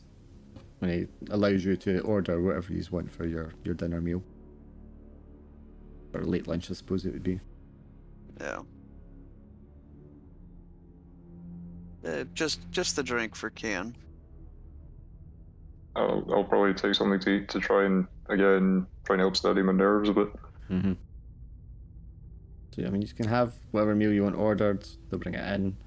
You'll order a bottle of whiskey for you to split. All his street, of course. And as he's pouring the whiskey out and your food arrives. So the doctor isn't feeling well. Was it the state of the corpse upsetting her? I believe that might have had something to do with it, yeah. I think she's having trouble acclimatizing to the climate here as well. Well, that is understandable. It's a little different here. Although I think we've been fortunate this time of year, it's quite cool. He looks out the window just for a second. I do find something agreeable about this part of the world, however. Not sure what it is. The terrain is just, there's something relaxing about it. I mean, I don't suppose we'll be leaving the city now, but I was looking forward to being in the countryside for a while. I think I would appreciate it more in the other circumstances than the reason why we're here, sir. Well, obviously the war is unfortunate, but life goes on. Is there anything you want to try and say to him or get out of him as the time passes while you're eating and drinking? Yeah, I think after a few drinks, Kian will ask Weston's Farrington's been almost too forthcoming about his thoughts on all this supernatural element to our mission. What are your thoughts, Lieutenant? Well, I'm somewhat more skeptical, I would say, than our good captain. But he's an intelligent man, a brave man. He's earned his stripes, so to speak. If he believes in what he's saying, and he believes that there is a threat involved that we must need to investigate, then I am all on board. I have an open mind, I'll put it that way. Although I am, again, a little more skeptical. I'm not ready to believe something just because it's in front of me. The mind can play tricks on you. It certainly can. Do you, are you so skeptic that you don't keep certain charms or wards? I wouldn't Just say in case? I would say I'm not superstitious. I'm not a religious man. So no, I don't tend to keep those things about me. How about you, Kane? Are you a religious man? When I was younger, sort of grew out of it after a while. What about you, Mr. Winston? Do you find your faith something you like to fall back on? Time to time. Not all the time. Tristan, I assume. Yeah. It is interesting how... Sorry, you go. I never really paid attention to it much. And things I've seen in war, it's making me wonder if... Yes, I think it is understandable to question the existence of an omnipotent father figure looking after us all when such things occur in the world.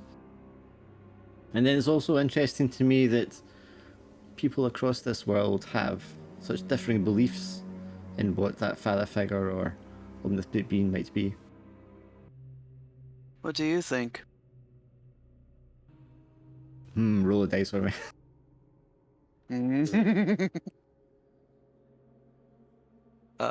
I'll throw it in an insight as well. Oh man, you're playing with fire. I am, but I feel like He ever so momentarily has a sort of dark look about him before he just snaps and replies. It's just the flashiest moment where he just kind of looks. There's something crosses his mind that he chooses not to kind of say. I suppose you would call me an agnostic. I don't think I fall in favour of any of the beliefs of humans. of humans, you say. Yes, mankind. That's the funniest way of saying it, I suppose. Almost implies that you're more a follower of beliefs of what? Dogs? Cats? Well, who's to say that humanity, is the only intelligent species in this world? Or any other world for that matter. So do you study such things then? I have a passing You interest. seem rather knowledgeable of it. I have a passing interest in these subjects. I did study different religions and cultures at university.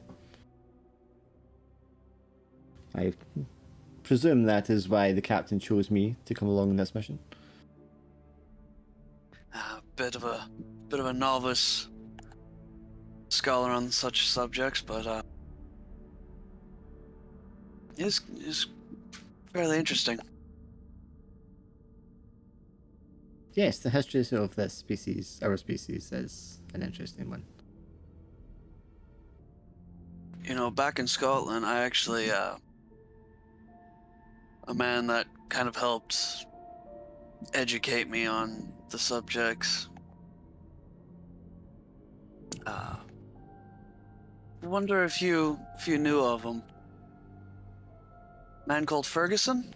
It's like halfway through drinking his whiskey when you see us. You're like watching him for like a flinch or a sputter or anything. But he just finishes the mouthful normally and sets the glass down. Ferguson, no, I don't believe I do. A scholar, you said? I didn't take you for the scholarly type, Mr. Well, I'm forgetting his surname. Mr. O'Doyle.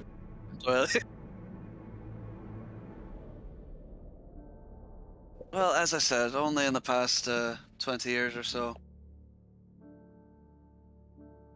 That's some strange encounters. Yes, I've read your file. Peculiar. And do you believe in the monsters that you say you've seen? I don't suppose... It's a funny thing. Believing in something that you can see and touch, it's not really the same as what they teach in church of belief. It's almost the opposite. You have faith in something that you can't see and touch. So in a way, it's not that I believe in these things that I've encountered. I know them. Because I have seen and touched them. Or at least you presume to know them. I believe your experience was somewhat passing.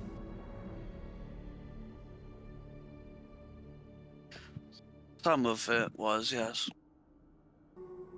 Is there any particular information Adam or Lewis would like to try and get out of him during your conversation? Not off the top of my head. What, sorry? Not off the top of my head. It'll be Lewis.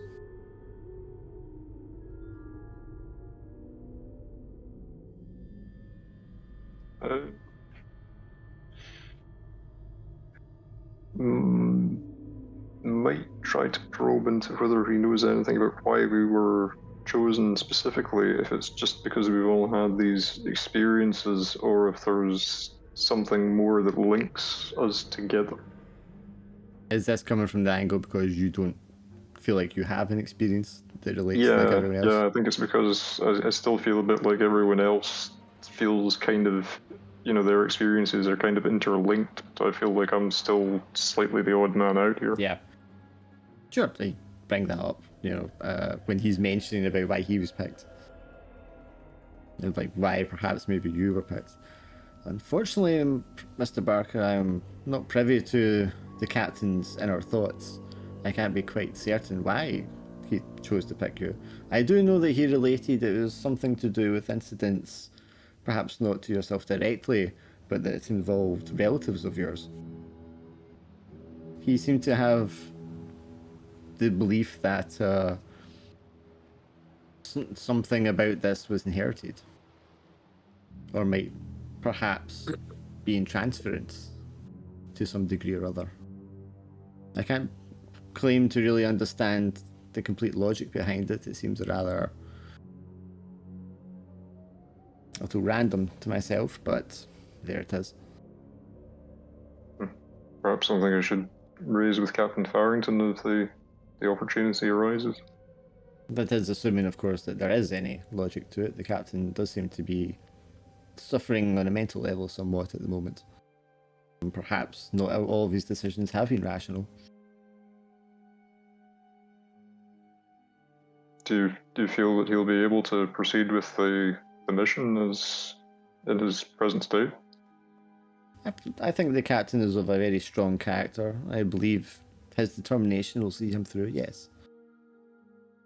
Or at least I think that's the best we can all hope for given the circumstances. Although the way things are looking at the moment, without a body and without a prisoner to interview, perhaps we'll all be heading home sooner than expected. I'm afraid, gentlemen, that's all I can handle for the evening. My stomach, and he rubs his stomach, is about all it can bear. I am going to join the doctor and go for a rest in my quarters. Hopefully the captain will join us come morning, and then we can see how to proceed. But this time is like early evening, it's getting dark outside. He'll finish his drink, set it down, and bid you all a good night and leave. Gloria, I mean, you're lying upstairs in your room. Are you just lying in your bed, or are you like writing? What are you doing? Yeah, I'm just writing. Are you writing a letter, or Yes. notes, or a report, or what? I'm just writing a letter to my kids. Okay. As you're sitting there writing, you can hear like the steps of someone coming up into the hallway, a door unlocking, opening and closing, and being locked again. You can still hear like quiet talking and the clinking of glasses and stuff downstairs. The smell of tobacco rising through the building. The sounds in the street of the vendors and the merchants packing up for the night and taking their carts and stuff along the road. Occasionally a motor car driving by, and the voices of soldiers. The last couple of hours that have passed by have been enough for you to sort of like calm down and reaffirm yourself. Although obviously you are distressed. Writing the letter to my kids is helping. Mm-hmm. Yes, they seem so far away at the moment. So you three gentlemen are downstairs around the table. There's only a couple of other older guys there still sipping at their whiskies. The two of them in the corner having a slightly louder conversation between the two of them in a very boisterous English accents. How loud? I don't think he knows Ferguson.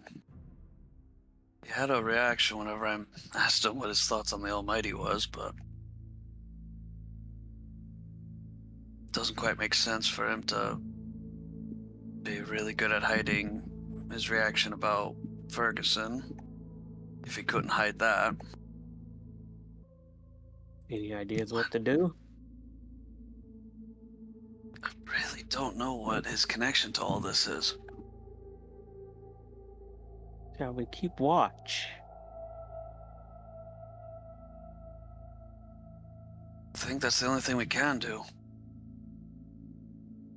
Just that Weston doesn't seem interested in taking, or at least on the surface, he doesn't seem interested in taking over from Farrington as leader of the mission. If anything, he almost seems like he hopes that we all just go home. Yeah, that surprised me. Yeah, that's not gonna happen. Which, to be fair, that's, I'd rather leave all this behind, but I know how the world works.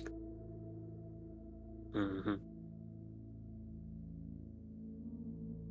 If it's something he doesn't want us to do, Do you think I he's honestly actively think trying it's- to? Do you think he's actively trying to stop the mission from going ahead?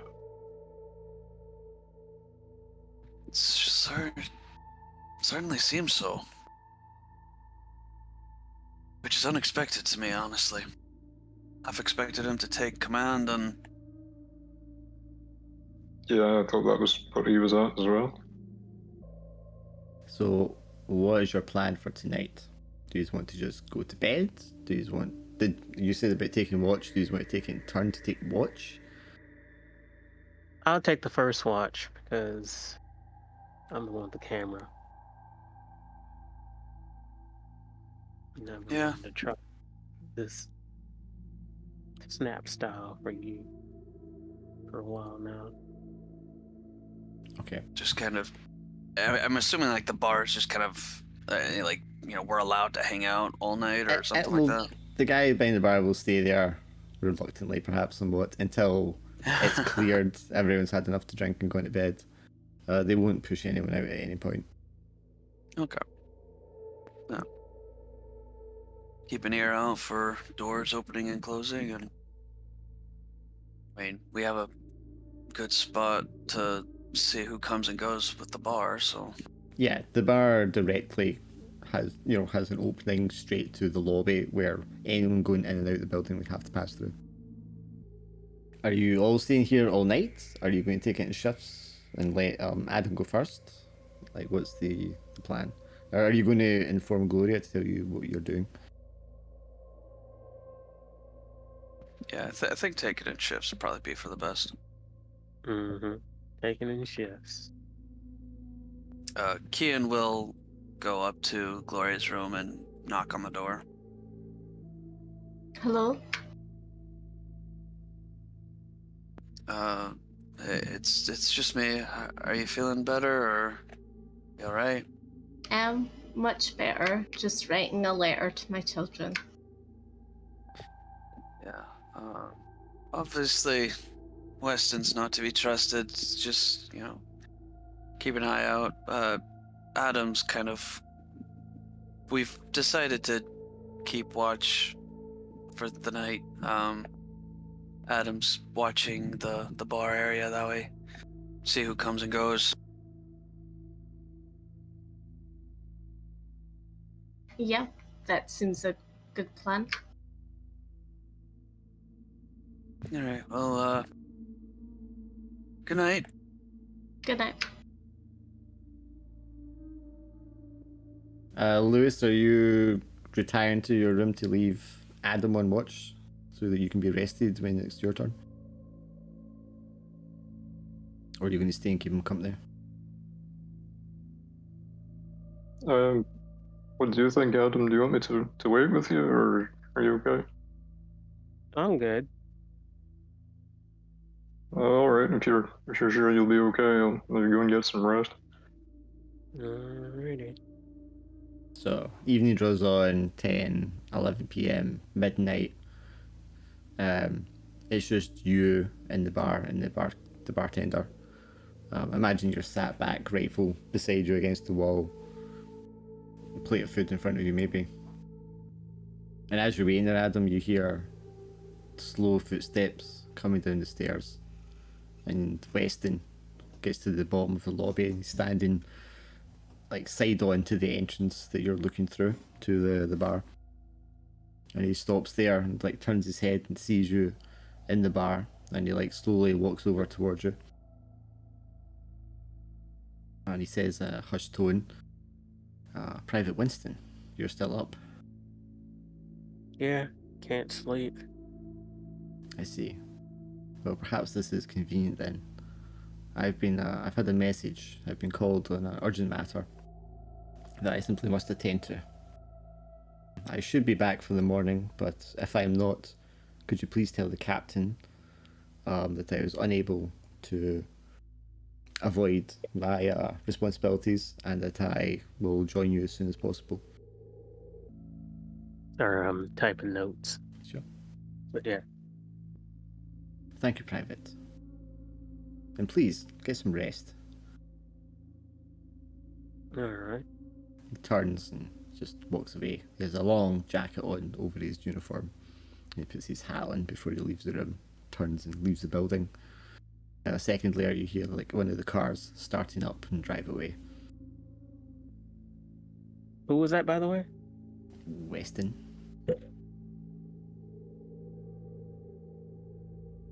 Weston. Captain Weston. I should put his Smith. picture up. So after midnight, you've already been on watch for 2 hours. How many more hours are you staying on watch? Now that you know that he's left. Or do you want to just go to bed now that he's left? No. I'll stay up for a little while. And once I feel droopy, I'll start to head to bed. Sure. So another couple hours passed. So it's coming up for late, like 1:30 in the morning, 2 o'clock in the morning kind of thing. And you kind of catch yourself sort of dozing off. You haven't heard anything. The bartender is sat, leaned back behind the bar in a... Are you drinking while you're staying up? Water. Yeah, so he doesn't really need to serve you. He's giving you like a pitcher of water, so he's just kind of like sat back and sort of snoozing behind the bar. You just hear the soft sound of him snoring. It's the only thing you can really hear. Maybe the odd creak of the building. You want to roll 1 dice for me? Not sure. Which dice? Investigate. What do I see? Amazing. Oh boy. You're just dozing off, and then there's like a soft thump, as if someone's like bumped against one of the walls outside the building. Not the side you're in at the bar with the glasses and all the windows, but one of the other walls. Just like there's just like a duh, and then a sort of scrabble sound. Definitely coming from the rear of the building. I go and see. What was that noise? Okay, you'll have to go outside to go and look. Is that what you want to do? Are you alone at night? You have your rifle. God, okay, damn. I won't go out. You can. You've got your rifle and everything. How you said it. You sure you want to go out in the cold, dark, scary night and you're just like So you don't. Bartender. Okay, so I stop and wait. I do that freeze thing, when I hear him nailing, freeze and look. I think with a 6, you will definitely kind of hear a sort of scrabbling sound. It reminds you of like a rat crawling up a wall. And then a soft metallic sort of ding. Okay, I'm gonna go out. You step Give me a outside light. the front of the building. The car is directly parked out front, another beside it. The moonlight is bright, full moon in the sky. You can hear the sounds of like a cart or something somewhere in the distance. But other than that, it's just like a soft breeze between the buildings. You don't hear anything else here. But you know the sound came from the rear of the building. Do you want to walk around the rear of the building? Alone, at night, in the dark. Quietly. Because sometimes the darkness can be your ally. Roll me the non-investigate, the other actions roll. And you are The one- trained, so you can roll 2 dice.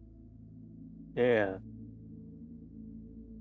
the other action roll you said? Yeah, other action, and you can roll Human 2 dice. capabilities and Human capabilities and the second one, whatever it's called. occupational. Yeah. Okay, yeah, that's competent. You sneak around. I mean, you've done this in training. You've done this for real night patrols and things like that. Soft-footed, side steps, one at a time. Taking care to avoid gravel and broken glass on the ground. Go around the side of the building and turn around to the rear. You can see all the windows shuttered. You can see the 2 floors above, the little verandas with their little iron gate parts around each of them.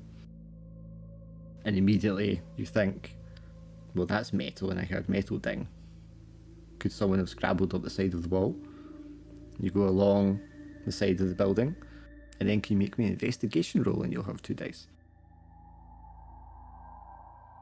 Ugh, Maybe roll high, come on. Maybe you just jinxed it. I don't roll too high. Don't roll all the Come way. on. So Come on. capabilities and what? The career one and the Occupation. human capability for investigate. So human capabilities and occupational. Yes. Told you jinxed me. So if you want to go for the success, you need to roll it No, again I'm with good. insight. It's too dark. Nope, it's dark. Yeah, you go along. You definitely. This is you're certain because you rolled before. This is where the sound came from, or hereabouts. You look up at the windows. And you try to examine the wall, but you said it's dark, just the moonlight. You can make out like shapes, but not colours. You're looking for tracks in the ground. You can't make anything discernible out. Perhaps if you come back in the morning with help, but at the moment you can't tell what it was or where it was going. Damn. Is there anything on the walls? There's nothing on the walls. There's. No, I mean the walls.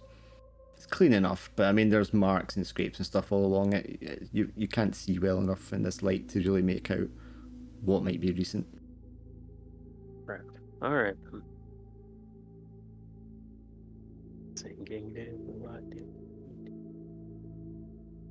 I'm confident that you can't discern any more information. You make your way back around into the lobby. Yep. The bartender is like stepping out of the bar as you come in. Oh, sir, you're still awake. I thought you had retired for the evening. You hear that? I just cut him off quickly. Hear what, sir? Yeah, there was a scrape and bump. I'm not sure. A cat, perhaps? No, it wasn't no cat. It was kind of loud. I'm afraid I can't hear. I didn't hear anything, sir. He picks out like a pocket watch and opens it. It's rather late, sir. Would you be okay if I closed up the bar for the night? Yeah, you do that. I'm gonna leave too. Thank you. Thank you, sir. And he wipes it down. Well, he's already wiped it down. Probably just like switching the lights off and closing the door and locking it. And he steps out behind the lobby desk, and then presumably goes to sleep in the room behind that. So, you want to go tell anyone about what you heard, or do you just want to go to bed? I'll tell them when I get up. I mean, they're probably dead sleep. Like, Yes. Probably. This, not so much for Adam, but for the rest of you when you're sleeping, it's not restful sleep. When you wake up in the morning, you feel like you've been tossing and turning all night. You feel like it's just been incessant noise and whispering and just voices. Just conflicting voices overlaid on each other, differing tones and sounds and accents. When you wake up in the morning, you just feel like you've just been thinking way too much. You know, that kind of like brain tired, stressed out sort of way. But morning comes, and you can hear the merchants outside. You can hear about 5 a.m. I think the mosques call out for prayer, and you can hear like the singing across the city from the different towers, and the city comes to life pretty much. I think as soon as Kian wakes up, he'll realize it's daylight out and then quickly scramble down to find Adam. Yep, you go downstairs. The bar room's open, and there's some men there eating breakfast, but Adam is not there. Scramble back up to his room and knock on the door.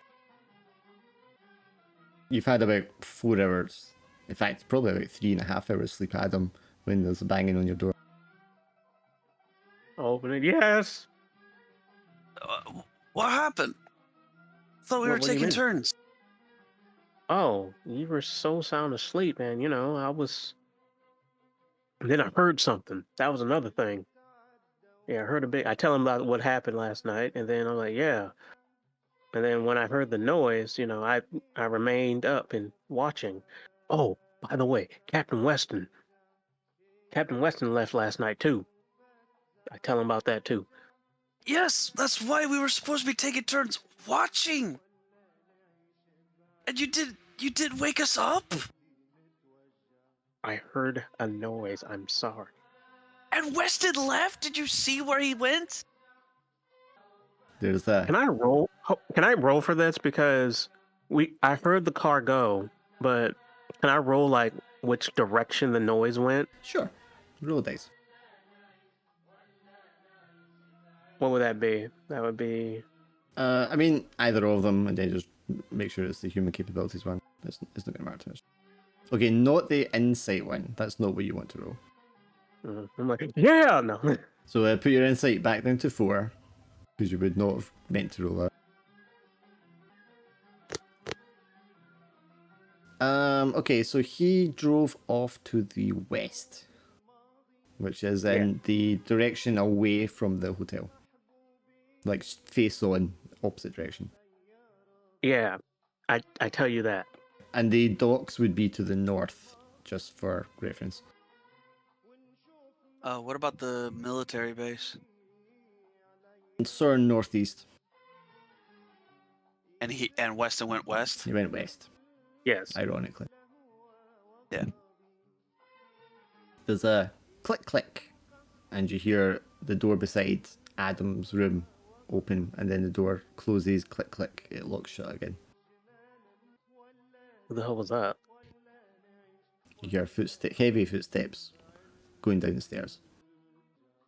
I quickly see who it is. Roll me a dice to see if you do it quick enough. Yeah, roll me some You dice. just catch sight of Captain Farrington putting his hat on and going down the stairs.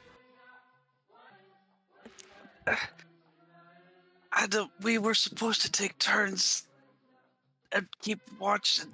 Oh, I'm sorry. We'll talk about this later. I'll run over to where Captain Farrington is. Sure. You catch him as he's kind of halfway down the stairs. Captain, how are you feeling? Ah, Private Dial. Yes, I'm feeling much better, thank you. Are you ready for the mission today? I sure, was just worried, went looking for the hotel that Weston brought you to, and it seemed like they never even checked you in? Hotel? I was in a hospital, man. Oh, I meant to say hospital. Oh no, it was quite alright. They just wanted to keep me in for observation. I was a little under the weather is all. Probably an amount of the change of climate, you know. Which hospital did you go to? The military encampment, of course. I Never mind all that though. I'm eager to get started today. Wake the others, will you? I'm going to go down for a quick breakfast. Sure. I'll go down the hallway knocking on people's doors. Okay, so Keane goes round knocking on Lewis's door, on Gloria's door to wake you up. Okay, I'm up. I'm going to the post office. For you, Gloria, you wake up and you're like, I'm going to the post office. I can't handle this. I need to know. You go down the stairs and the guy behind the kiosk desk. Oh, madam, some mail came for you this morning. Oh, thank goodness for that. Give me it. Because, let's see.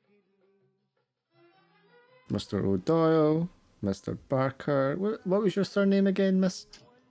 Madam, Don't sorry. test me, seriously. Dr. Pemberton. Dr. Pemberton. It's here somewhere. He starts like Don't. shuffling through them. She's like, don't you test me. Don't test me now. Gloria doesn't even read her letter; she just eats it. Ah, yes, here we are. Dr. Pemberton. Here you go. And he hands you the letter. I'm just like opening that straight away. Ripping it open, reading it right there. Right, if you Yeah. go to your Glorious Journal, I will enable this for you. What one's that? Is that number 3? Hang on, I need to enable it. Right there, you should be able to read it. Where is it? RE letter 1, 24th January. You see it? Oh, I see it. Okay. I'll give you a second to read that. What about the rest of you? Yeah, I suppose if the man behind the desk handing out letters, Keen will go and grab his. Right, okay. Membership, Swindle, Observer. You see RE 22nd, in bracket, Yeah. 25th January. Yeah. You want yours, Lewis? Actually, Lewis, yours hasn't arrived yet, and neither has Adam's. Okay, I have a letter that I'm sending for my children as well. Right, just okay, to I mean, send we can wait and you can like post that later on during. Okay. Well, I want to post it now. I'm on the Well, post if you've office. read your current letter, you can lower your insight to 1. Yeah, I've read it. Yes, I know. But you can post your letter when you get an opportune chance to go to the post office. Oh, I'm feeling happy again. Yeah, you still throwing a fit. Yeah, I know I'm a big baby. Okay, so you two go down and you read the letters. Lewis, Adam, you come down, perhaps ask for letters. Unfortunately, nothing's came in for you yet. But he'll be sure to let you know as soon as it happens, as soon as it's delivered. You both stick your head around the corner and you can see Captain Farrington sitting down to an English breakfast in the bar / restaurant. I'm in good spirits, so I just come over and say hi to the captain. Ah, good morning, Doctor. Please have a seat. I want to ask you a few questions, if that's all right. Yes, that's fine. I had the letter this morning from Norman, so that was really good. So Your husband. in- That's yes. excellent. How is yes, he's good, and the kids are really good as well. And they've been to the beach and things like that, so that's all good. he? Excellent, excellent. So I just wanted to ask you, Doctor, about your examination yesterday. I had a message left by Weston saying that the body was incinerated. Captain, it was what's called it was definitely public health Issue. Yes, I see. issue. So, did he die of a disease? He died of some parasitical disease that had No, how horrible. eaten flesh eating disease, which Oh my. I didn't want to impose on anyone else and affect anyone else. Well, so I defer to your expertise, Doctor. That sounds quite horrific. So our prisoner that we are to interrogate, then, I'm assuming this was him, and that is the end of our investigation here. it would seem so. Metagame, obviously, you guys know that wasn't the POW, that was the Doctor. Yeah. Okay, just being clear here. Yeah, but she's not going to say that to him, so. Okay. Well, that's unfortunate. I still think perhaps we should visit the barracks where he was being held.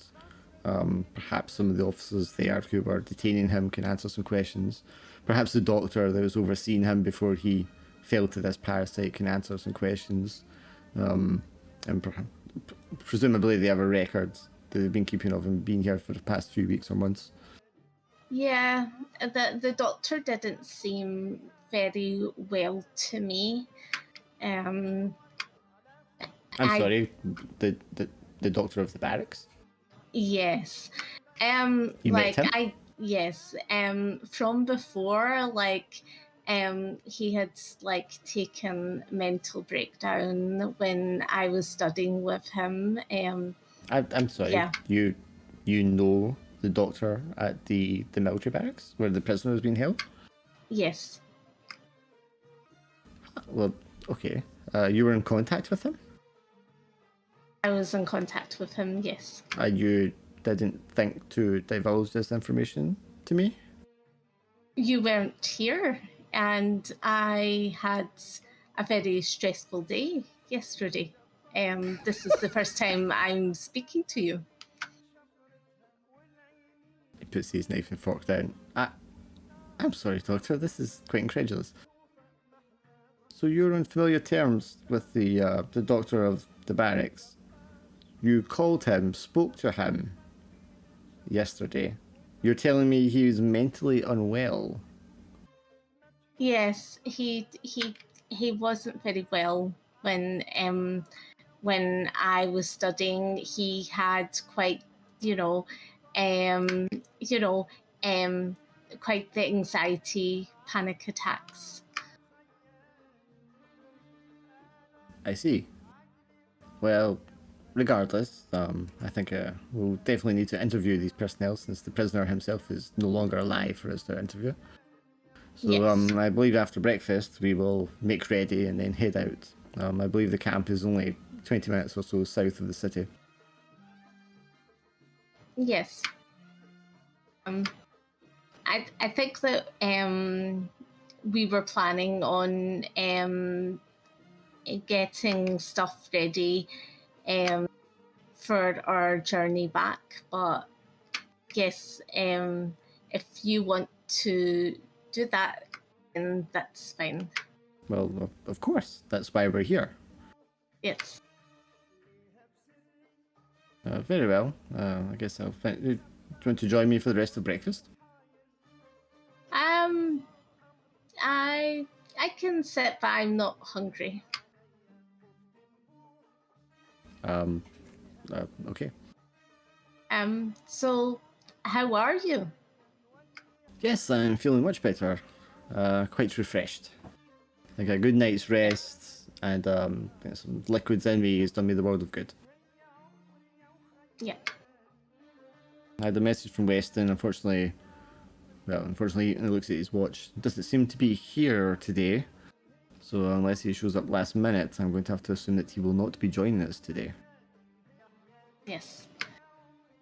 Knowing the nature of his obligations, it might be possible that he will not be joining us for the rest of our operation.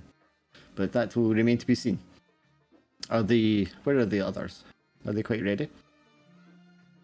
I think they are. Yes, I see Mr. O'Doyle in the lobby there. Meanwhile, while my mic was muted, I perk up and tell him that.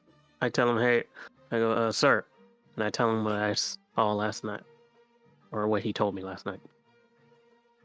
Okay, yeah, you tell him what Weston told him. You tell him what you heard and what you investigated, yeah?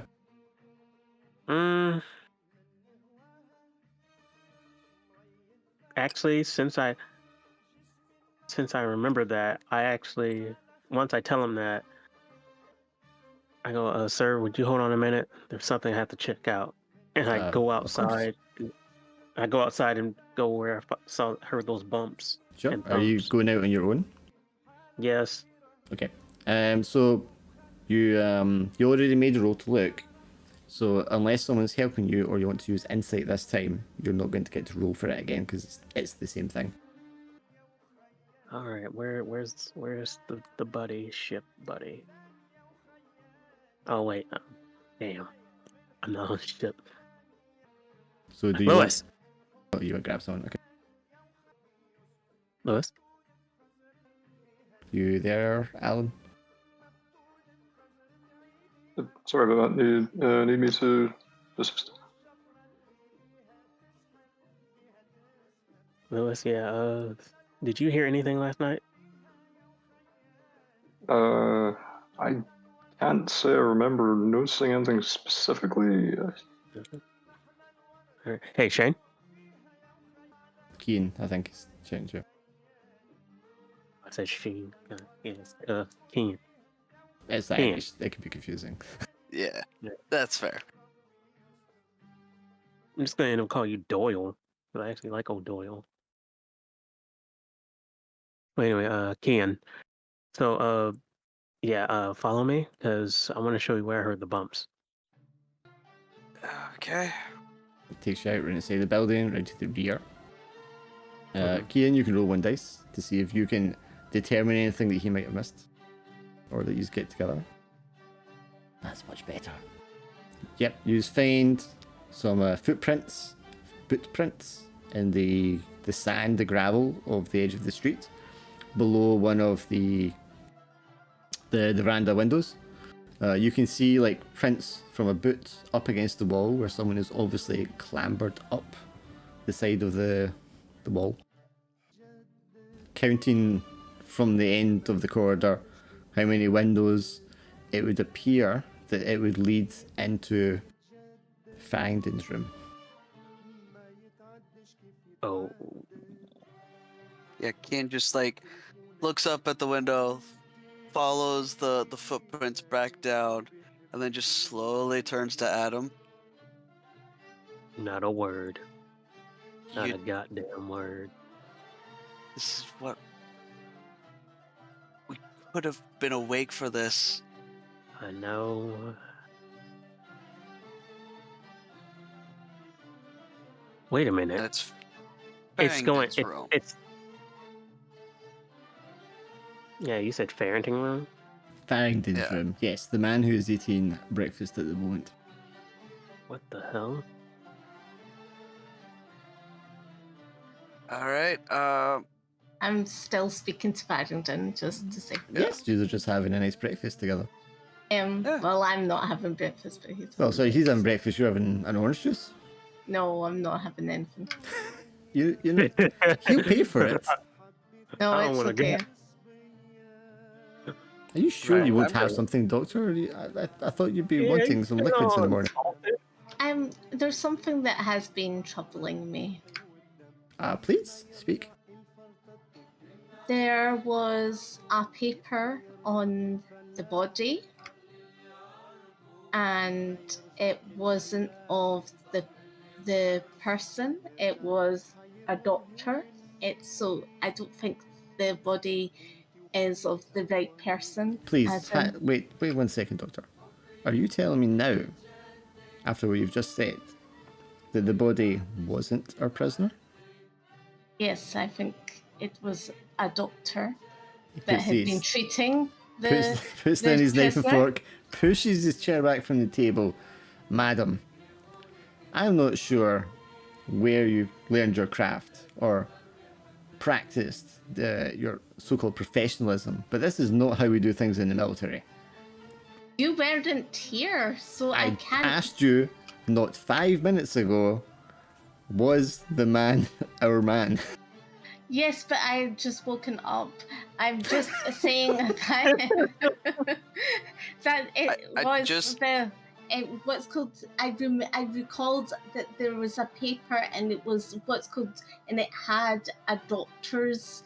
It was a doctor's paper. And you do not believe? So this man is in fact the doctor that you were talking to, that was treating the prisoner.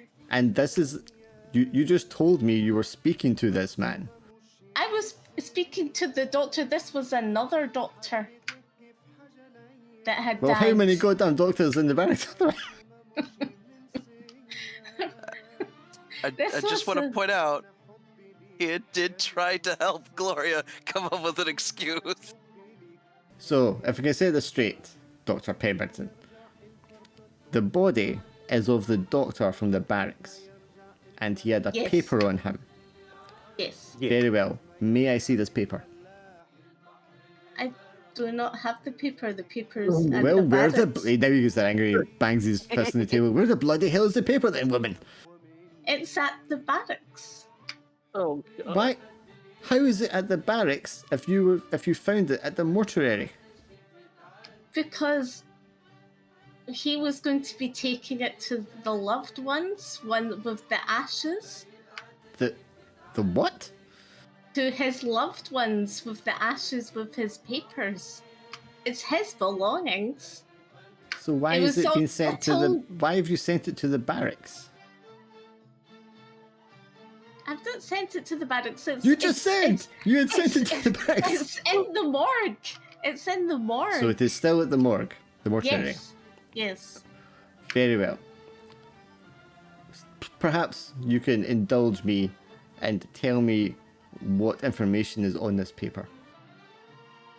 The paper just said that he was a doctor, and basically that he it was like a sort of diary that he was helping a man that I would suppose was the prisoner. So he has the paper you read was the diary of the doctor treating the prisoner. Yes. And was there anything interesting noted in the diary? Yes, there was, interestingly enough, was the same sort of parasitical information, but not at the same stage as. So you're saying the prisoner was suffering from the same thing that killed the doctor? The same fate, yes. I see. Oh well, I guess after breakfast we will have to visit the mortuary and hope that they haven't incinerated this diary. Metagame. Which one of you has the diary? Because you guys had it. Oh, yeah. Oh, that's right. I think it was you, Kian. I think you took the diary. That sounds right, Yeah, I might have actually. Because you seem to steal stuff. Yeah, sure. Well, okay. Well, yeah, that's right. You said that you were going to steal, and then you did steal. So yeah, you do have it. Well, I think what happened was somebody else found it and then handed it to me, and I read it, and I just and then you never pocketed put it back, because so. that's true. Yeah. Yeah. Okay, so yeah. Lewis, you come into the bar/restaurant just as the captain's banging his fist on the table and saying, "Bloody tell me, woman!" And then Gloria finishes reciting to the captain what she said. What is going on here? Oh, eggs! Yes, please help yourselves. The good doctor was just finally informing me of what happened yesterday as part of your investigation. Oh, really? I thought me and Adam were still outside. I did too, but apparently he came back in. Well, you could be still outside. It could just be. You can also walk in. I mean, it doesn't matter too much. That's fair. You can be outside still if you want. Okay, then let's mind this. Let's mind this. Okay, I'm saying not a goddamn word. Not a goddamn word. Okay. So what do you want to do about this? Well, after breakfast, we will have to go to the mortuary and see if we can retrieve this diary. What's that? We're still outside. I say let's wind it back. Oh my god. I'm so sorry. Eggs as well. Yeah. Okay. Adam comes running in, goes, "Oh, eggs!" Picks up a plate of eggs, walks back out the room. The captain's just incredulous and like, "What the hell is going on today?" Adam really likes eggs. It was a hard day. Yesterday So it would seem, madam. That's so good. I explained about what I saw at the well as well. Okay, and he puts like one elbow up on the table. The well? What about this well? Well, we were all gathered around a well, and we had the same flashback about a baby being sacrificed at the well, and it was the same runes. I'm sorry. Place. When you say we, you're referring to the crew, the group. And you all had this same vision, the same dream. Yes, yes. That is most strange. But what's even more strange, Captain, is that we went to the ruins and that well was there and we were standing over it, and I and Lewis had like a flashback from it, and it was as if we were all standing in the same position. What do you suppose is the meaning of this dream? It seems that there's some sort of, and I hate to be in the paranormal, but it seems like there's some sort of ritual or, something beyond the normal. That's quite an assumption to make there, Doctor. I speak as I find. I'm assuming, Lewis, you've kind of sat down for breakfast at this point. Yeah, I think I'm probably on my third cup of black coffee to get through this. Yeah, it looks at you, Lewis, and it's like, so you also had this dream private? I experienced some sort of vision, sir. Yes, I don't know what's brought it on, whether it's the heat or whether the place is having some kind of effect on us all. But it's all very strange. I can't say I understand it myself. Well, perhaps this is best put to the back of our minds for now. I'm not quite sure what the relevance to our current situation can be, but it's worth something to remember. Right, well, I'm going to finish up and have the others finish their breakfast and pack their personals, and we shall make our way to the mortuary. And before he leaves, he puts a hand on your shoulder, Gloria, and he leans in to whisper to you. And perhaps, Doctor, in the future, when you have information to divulge, you could do it to me promptly and accurately. Yes, sir. There's a good girl, and he pats you in the head and walks away. Right. So as that was happening, right after we had noticed the prince going up, there doesn't appear to be any sign of like climbing back down. No. Not as far as you Cool. can tell. Cool. So Kian would have immediately tried to follow the prince and climb up. Oh, to okay. the wall. And you're assuming you're trying to do this without anyone really noticing you. I will try my damnedest, but as long as I get up there, I'll be happy. Okay, you've got 1 dice. Human capability. Oh. It shouldn't actually be investigate because you're doing the other action, but yeah, that's good enough. That's right. Oh, yeah. Okay, Yeah, it's 6. Yeah, you hop up there, you get up on the first one, checking the curtains are closed, so the first window you come up against, no one can see you. You carefully lift yourself up on top of the veranda bars, the railing, and then haul yourself up to the next one, which is Fangden's room.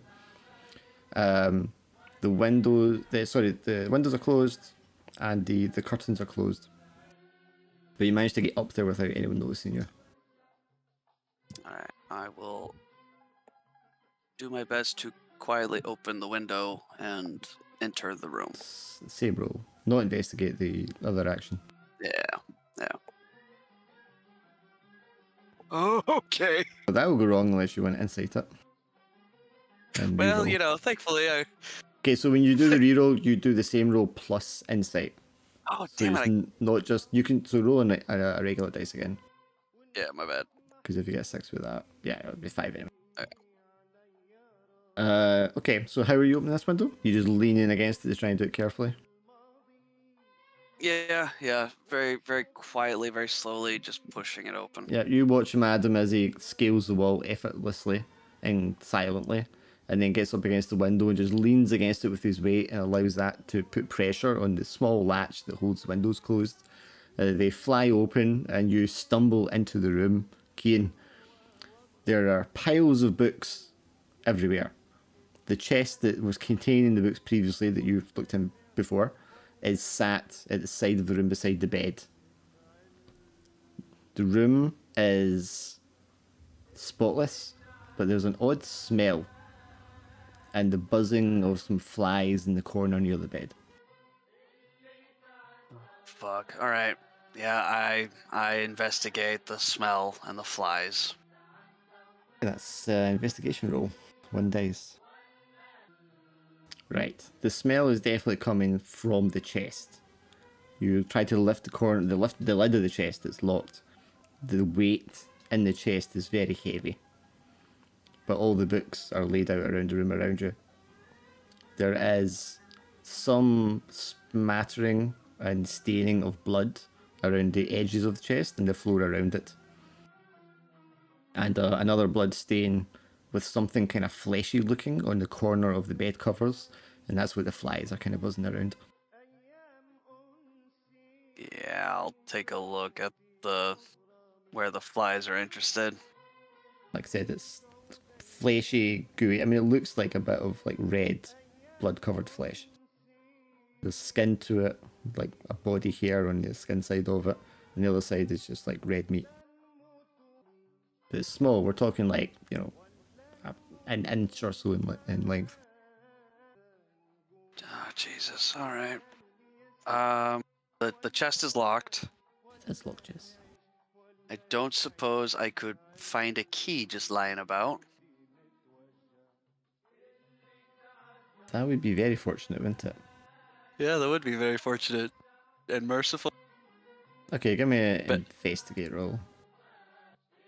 So many dice for keying. There's no key, but you do find a letter opener, which might work.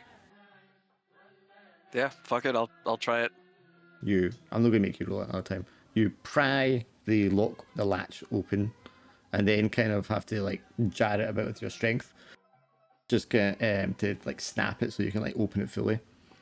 You open the chest, and inside, curled up, is the body of Captain Farrington with like a rag or something stuffed in his mouth, and then piled like on half of his body and over the top of it are uniform and hair and skin and flesh and loose eyeballs.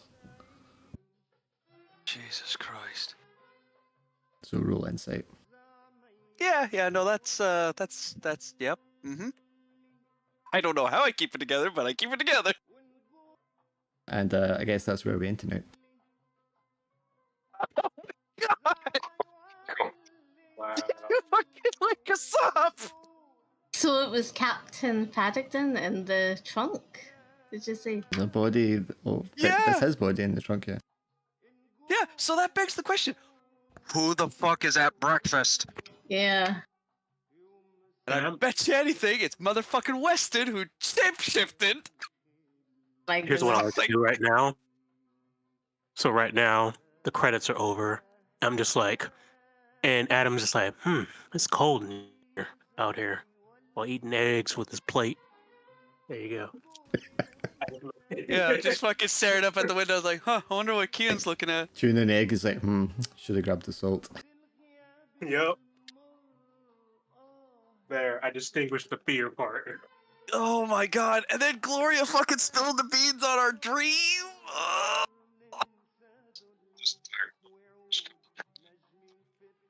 I thought it was okay to spill the beans on that. I didn't think it was a big deal.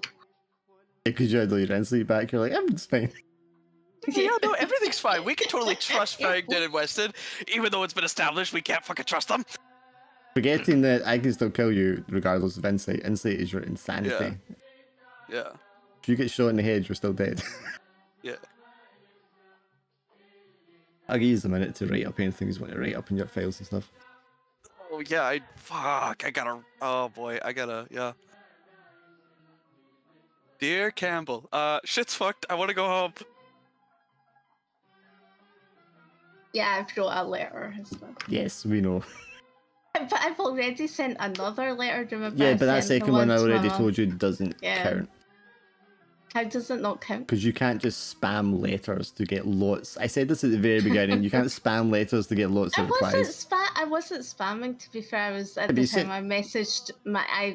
I sent a letter to my mum because I was concerned Yes. about the situation. Which The is fine. the third letter was what you would expect to send to your kids. And wouldn't you? that You is sent a perfectly letter. fine. But I Yeah. said when you sent the 2 letters out at the same time, only one of them was going to count for resetting. Yes, I know. It's probably going to take a few now, days. if you now send a letter to your kids, when that one comes back, yes, that one will count. Yes, and there's a letter still waiting to come back for mum. Yes. For mum. Yes. So.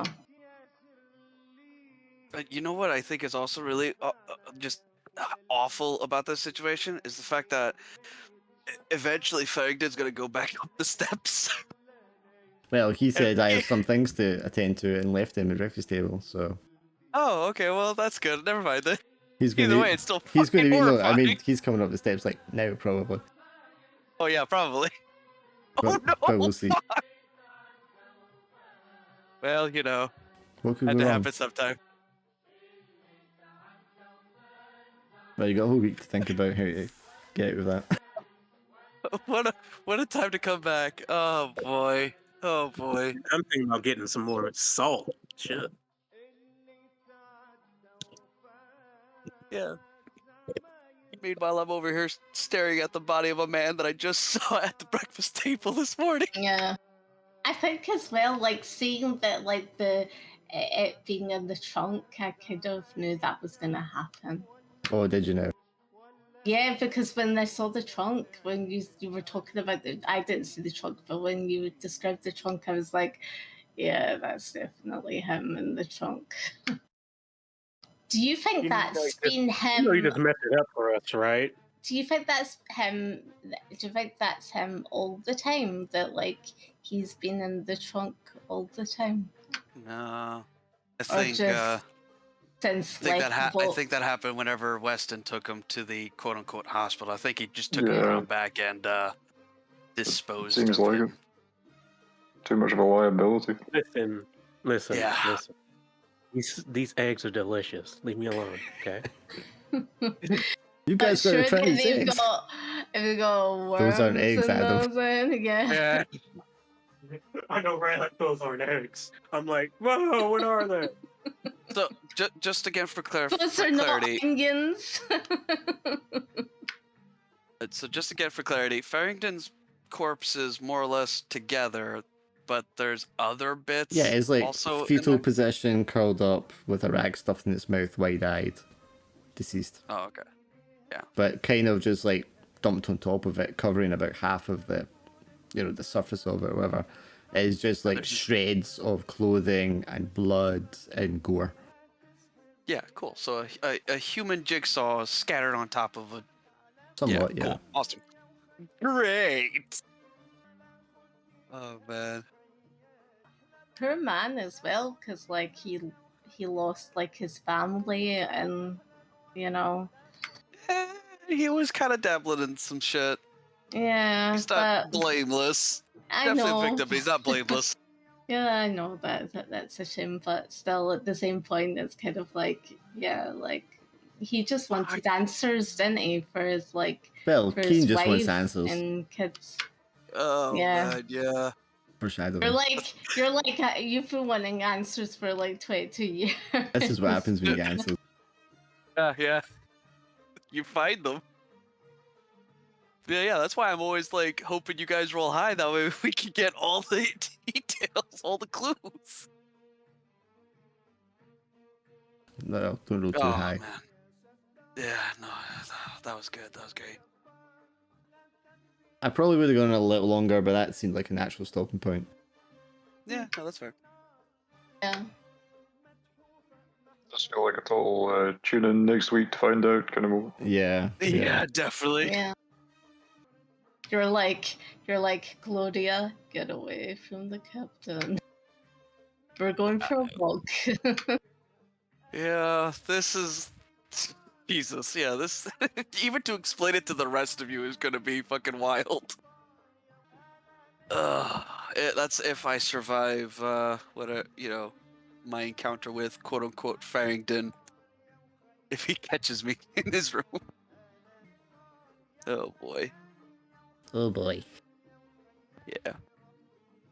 You could have always had someone that, was Adam not in the lookout for you? You Well, could he's just eating like, eggs. Yeah, no, oh yeah, he's yeah. He basically took me to the wall. He was like, "This is where I kind of heard the noise," and then Kian was the one who found the footprints and then climbed up after them. And now he's just sort of sitting out there.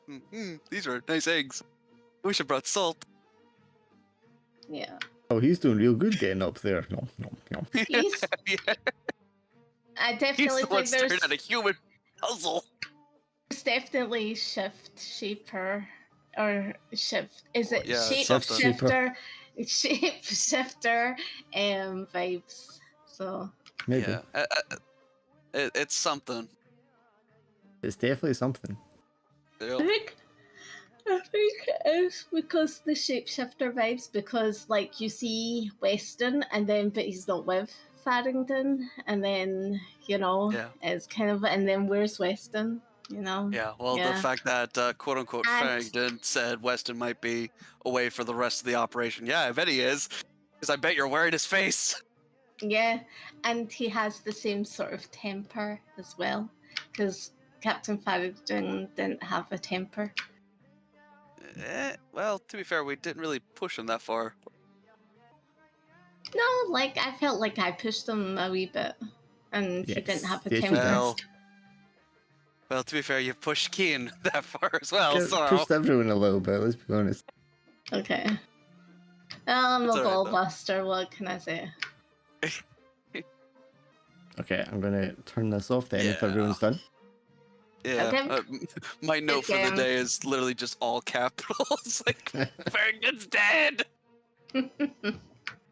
Alright guys, I'll see you next time. Yeah. Cool. Oh, man. Catch you then.